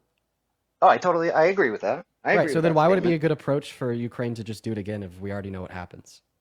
Like we've already watched this movie. We already know what happens. Russia wants more, more, more, more, more. Any sign of weakness to Russia will just cause Russia to attempt to capitalize on that weakness and get more, more, more, more, more. I think that fact is enough reason to believe that it is a bad strategy to concede some Ukrainian land to Russia. I don't know. I don't think it's mutually exclusive. I mean, I mean, like seriously, Eric, all that I'm saying here is we've tried your approach. It caused Russia to be more aggressive and to go for more land. So I don't think we should try it again. no, all I'm saying is I don't think the definition of victory should be, you know, Ukraine reclaiming all the land that it's lost. I would love for that to happen. I just I don't think that think it's should be victory. realistic. I think that should be victory. I think that's what we should all fight for, and we shouldn't concede any Ukrainian land because of what happened last time. Yeah, I mean, I think it's idealistic. I I mean, would do you love agree that that, we shouldn't but concede any Ukrainian land because of what happened I, last time? I absolutely agree. But again, Great. I just don't think Great. it's Thank you for the realistic. concession. I'm gonna go and let you talk to Parker here for a second while I go pee. Parker, I appreciate you for covering me real quick. Everybody, I'll be right back. What's We up? got Parker tuned in to talk to the guests for around 45 seconds here. BRB. For sure. So, like, I guess here would be a question that I would ask, like, that might be a little bit separate from what you guys have been talking about, but I still think is pertinent. Could you name, like, an economic policy he influenced to get passed that you like? I mean, the only economic policy has really been the big beautiful bill, and that hasn't even gone into effect yet. Um, so there's really not much for me to hang my hat on with that. I mean, there are some, I don't know, executive orders that sort of kind of impact the economy. There's just not much. You know, first term was, you know, terrible in terms of legislation, and there's only been the big beautiful bill this time around. Do you So. like what's in the big beautiful bill? No, we touched on that. I don't think you were on when we were talking about like healthcare. Like, there's a lot I disagree with Trump on. Healthcare is a big one. So you know what's happening with Medicaid and social services, I very much disagree with. Okay, so Uh, it seems like you disagree with the policy on behalf of Trump in terms of economics. So what gets you to support Trump at the end of the day? so I think my vote came down to, you know, foreign policy. And honestly, I was not a huge supporter of Kamala Harris. You know, and I think Wait. that was So there's in a a lot of nutshell, your people. vote came down to just wanting to give Russia more land. That's ridiculous. That's not what I'm saying Come on, at no, all. that basically is. You're telling us No, that it's you not. agree with like the approach of the Dims, outside of thinking that victory would be defined as no No, I was talking about concession of Ukrainian land I to was Russia. talking about the big beautiful bill and social services. But you said you disagree with those. Right. I mean, I don't agree with him on everything. I mean, it's What do not you agree with all. him on outside of foreign policy? Yeah, is there any domestic policy of his that you agree with? Sure, there have been some executive orders that I agree with. Like, well, yeah, Sure. what's a big time domestic policy of his that you agree with? Well, again, I was just saying the only legislation that's passed is the big beautiful bill. So that's all other than But you said you executive disagree with orders. that. So then, like, No, what specific policy do you agree with? I didn't say I disagree with all of it. I said I disagree with parts of Okay, so you agree with it as a whole. it. No, again, there are parts of it I agree with and So parts of do it I you or disagree do with. you not agree with it as a whole? Do you agree with it as a whole, or do you disagree with it as a whole? I don't know why it has to be all or nothing. Well, because we make these Overall. all things, we make these all things considered considerations all the time, and they're really important in politics. Well, Like a good policy is one that generates more good outcomes than bad outcomes. A bad policy is one that generates more bad outcomes than good outcomes. Overall, is it a good policy or a bad policy? Do you wish it was passed or do you wish it wasn't passed? Which one? I think time will tell. I mean, I don't Okay, know. so you're agnostic on it. So is there any of his domestic policy or anything he's done for this country that you're not agnostic on that you support?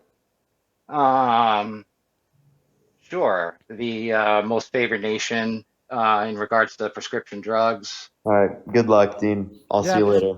I'll be appreciate on pretty soon. appreciate you. You have a good one, Parker. Peace. All right, Eric. Well, just because you're not really here to debate, I'm gonna move on to the next guest. Hope you have a good rest of your day.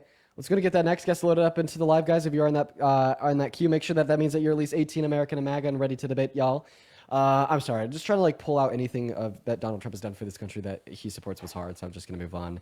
Lily, thank you for the $20 over on PayPal. I appreciate you for the love, Lily. That is Lilly. Chat, let's show some love to Lily down below.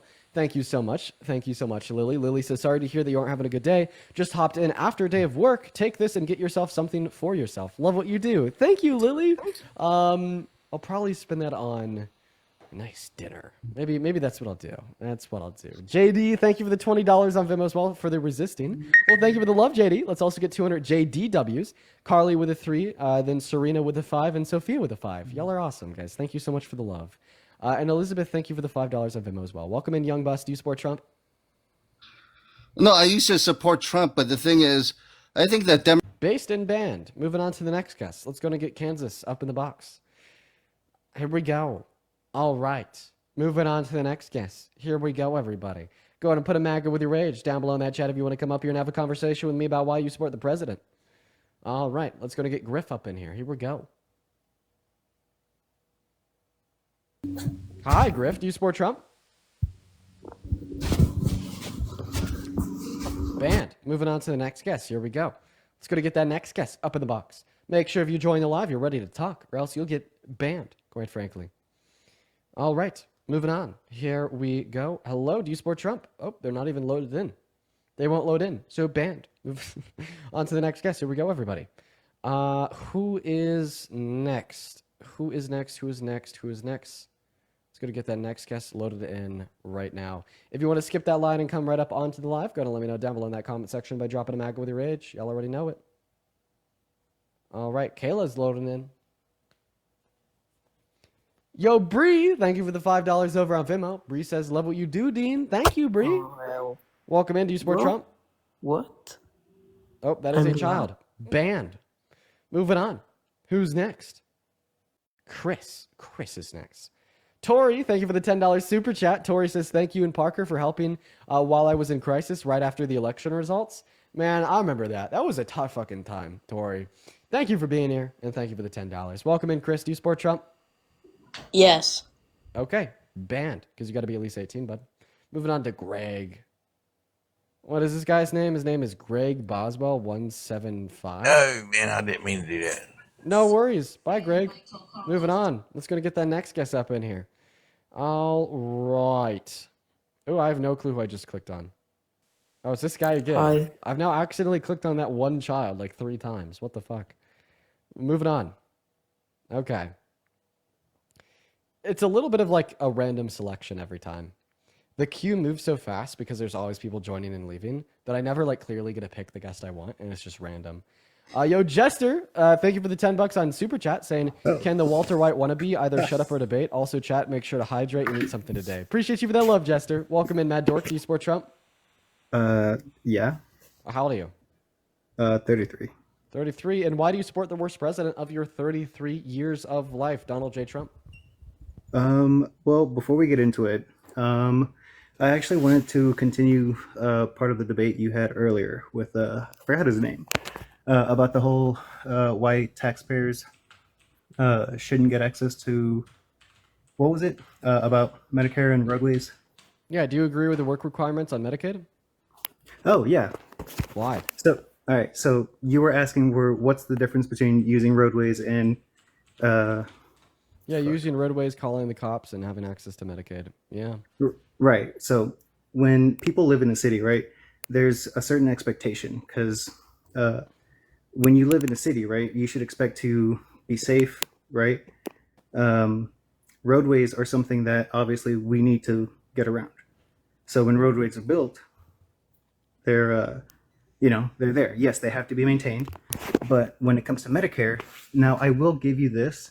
I do that, sure, I'm okay with giving that to people that are not taxpayers. But when it comes to needing doctors, specialists, things like that, that require other actual people, like other actual, people's labor, that's something that should probably be just for the actual taxpayers. Why?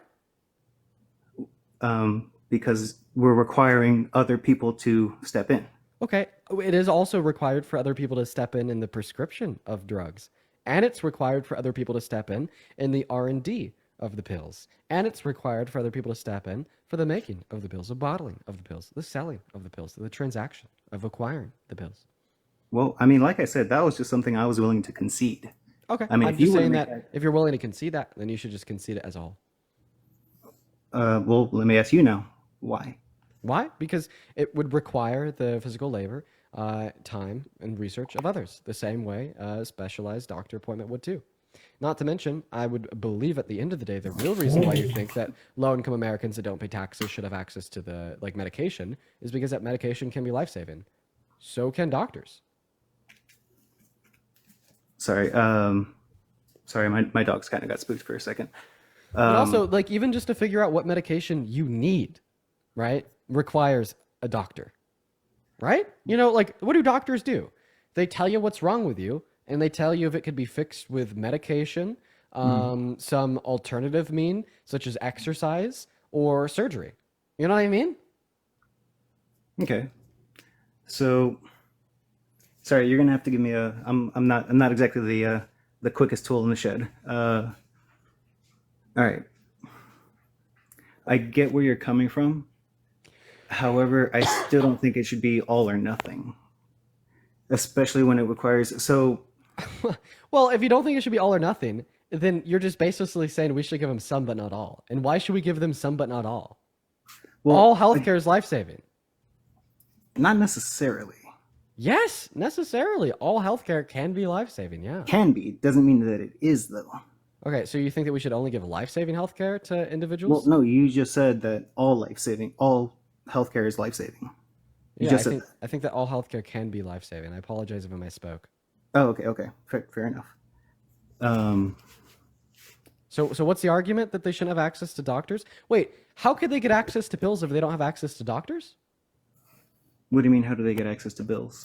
No, you said that they should have access to the medication, but not to the doctors. How can they get access to medication without first having access to doctors to prescribe them the medication or tell them what medication they need? Well, there are some people who, when I say medication, I mean like the basic stuff. Like, I'm not talking about like, what? Like, I'm talking about like anything that's like a small step above anything over the counter. I'm not a doctor. I'm not like what? Now I'm confused as hell. I'm so confused. What are you talking about? They should have access to like Tylenol for free? Maybe, yeah. Okay, they don't even have that now. Exactly, that's what I'm saying. If we were to give free medication, so you're okay with spending the taxpayers' dollars on things for low-income Americans that have a marginal benefit for the quality of life for people, but you're not okay with spending the taxpayers' dollars on things for low-income Americans that can have a massive impact on the quality of life for people. Like taking Tylenol can be like really beneficial for some people, but like obviously we'd say on average Tylenol would serve like a lower like social utility than like access to specialized doctors, right? Social utilities and noting the impact that can have on one's quality of life. So why do you want to spend the taxpayers' dollars on things in which would yield a lower social utility, but you don't want to spend the taxpayers' dollars on things that would yield a higher social utility? That is actually a good question. My train of thought is for the people that are putting into what's coming out of where these services are coming out of, those people should be reserved a bigger piece of the quote unquote pie. And the people who don't contribute as much, I'm not saying just kick them to the curb like, sorry, good luck. Yeah, I'm willing to cut them a small piece of the pie as well. That's my train of thought. But it's just an investment of funding that will yield a worse outcome. How so? How so? Because it serves a lower social utility. I'm sorry. Could you? What do you mean by lower social utility? Like specialized heart doctors are going to be more important than Tylenol. By the way, my dogs are playing. If they bark, I apologize. Like specialized heart doctors, cancer doctors, hospital equipment and resources are more important Okay. than Tylenol. Again, those are the more expensive things that I don't think should just be given away for free. Okay, why not?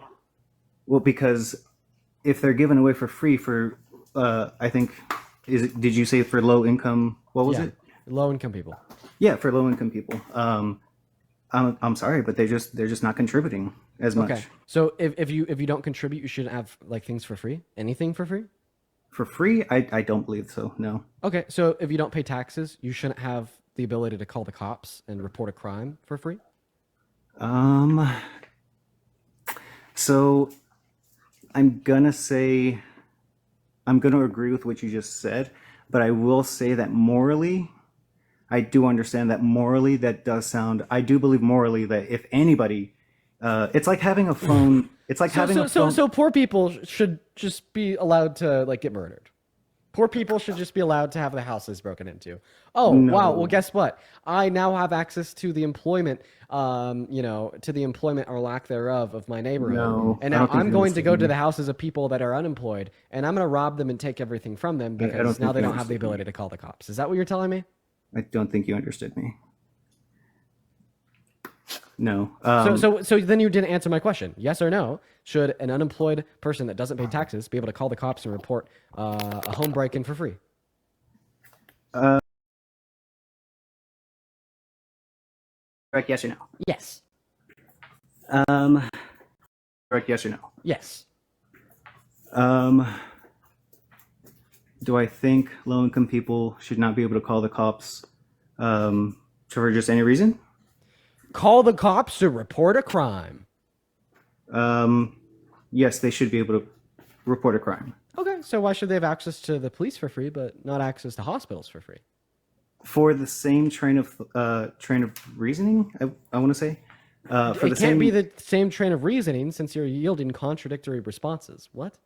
If you're using the same train of thought, I'm trying you'd to make yield a the same comparison. response that they should be able to access both for free. But because you're saying they shouldn't be able to access one, but they should be able to access another, it's not the same train of reasoning. I'm trying to make a comparison.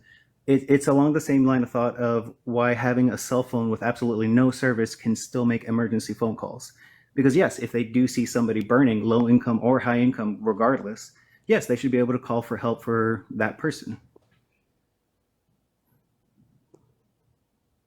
Okay, so you're saying that they should only be able to report crimes that are immediate emergencies?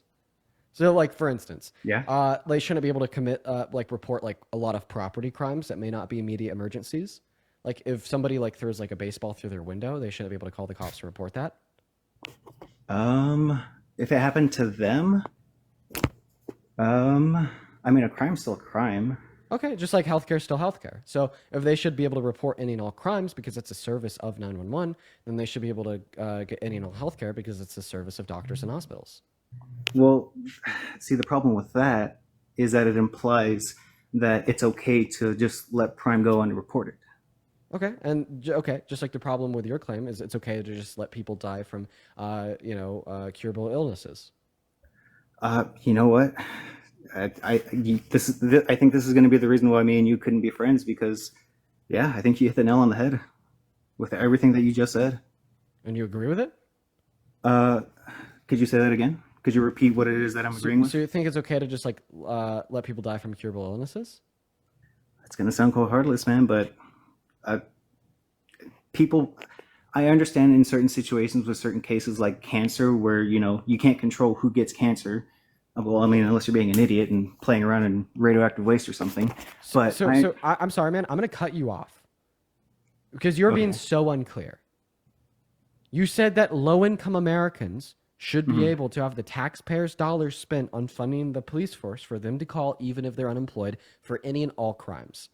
So why should there be a work requirement on Medicaid, but there shouldn't be a work requirement on the police? So wait, so now we're getting into the difference between police and Medicaid? Why should one have a work requirement and the other shouldn't? Silly goose. Answer the question, please. All right. Like I said, I'm not the sharpest tool in the shed. Okay. You might have All to give me a right. So you're second. just saying that you don't have an answer? So then maybe No, you I'm should saying think this. you just need to give me a second. While I'm giving you a second, real quick, I want to thank Lindsay for the $20 over on PayPal. I appreciate you for that love, Lindsay. That is incredibly phenomenal. Thank you so much. Please Google Trump in Central Park 5. Watch When They See Us on Netflix. Every Trump supporter must be asked how they can support a man who called for the death penalty for innocent Black and Hispanic kids in 1989. Even after they were exonerated, he never apologized for the full-page NYT ad he took out calling for their deaths. That is right, Lindsay. That is one of the many racist things that he has done. Thank you for the $20. Let's get 200 Lindsay W's down below in that comment section. As well as JC with the $5 over on Venmo. Thank you guys so much for the love. So why should Medicaid have a work requirement on it, but the cops shouldn't have a work requirement on it? So the police are already providing a service of, being police. And as part of being police, they have to stop crimes. That's their job. Okay, you're not telling me why one should and shouldn't have a work requirement on it. Answer the fucking question. I'm sorry, I've already lost my patience with you. I'm just simply hiding that fact. Well, you're not doing a very good job of it. And I was actually just about to say thank you, by the way. I was actually enjoying this debate. I was just about to say thank you for not stooping to personal insults. But anyways. I mean, I haven't insulted you yet. I just used a curse word when asking you to answer the question. You sound like you're getting impatient. Oh, you're right, for sure. Because this is the one question I've been asking you for the last 15 minutes, and you haven't been able to answer it. Oh shit, has it been 15 minutes? Yeah, it feels like 5 hours. So would you please answer the question? Last chance. Okay. Sorry, it's hard to put into words. All right.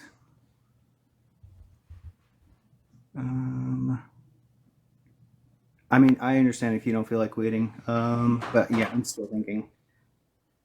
I know I have a response. It's difficult to put into words. So then try your best.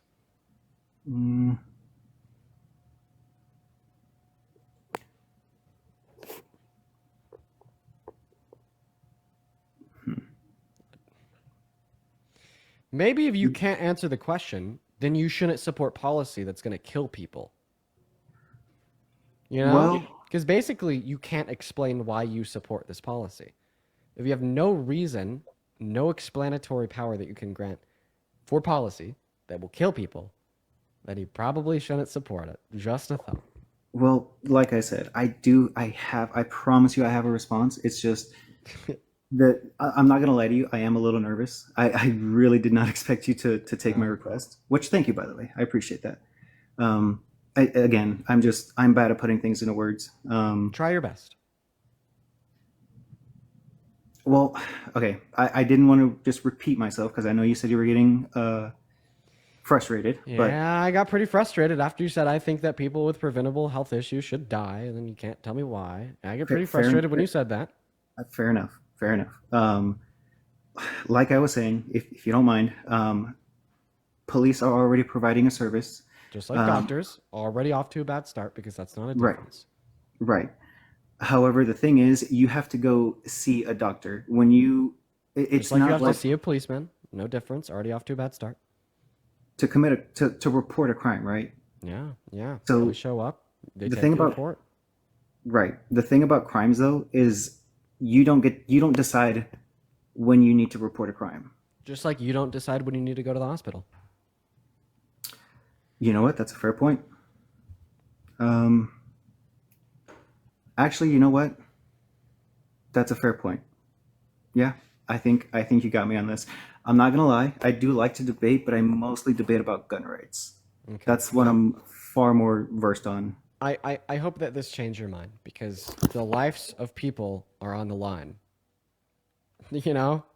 It's like, it's not just some hypothetical. We're talking about 10 million real people that can't go to the hospital anymore. That's kind of a big deal. It's kind of a big deal, man. It looks like Lucy's driving. I'm going to kick her and move on to the next guest. Kyle, thank you so much for the 10 million. Why did I almost say 10 million? Kyle, thank you for the $10 over on PayPal, saying, would you be willing to state the chant that the U.S. has banned a documentary nominated Best feature of the 2025 title, No Other Land. Would you be willing to state the chat that the U.S. has banned? Oh, would you be willing to state to the chat? I'm tired as fuck. Would you be willing to state to the chat the U.S. has banned a documentary nominated Best Feature of 2025 titled No Other Land? How has the U.S. banned it, Kyle?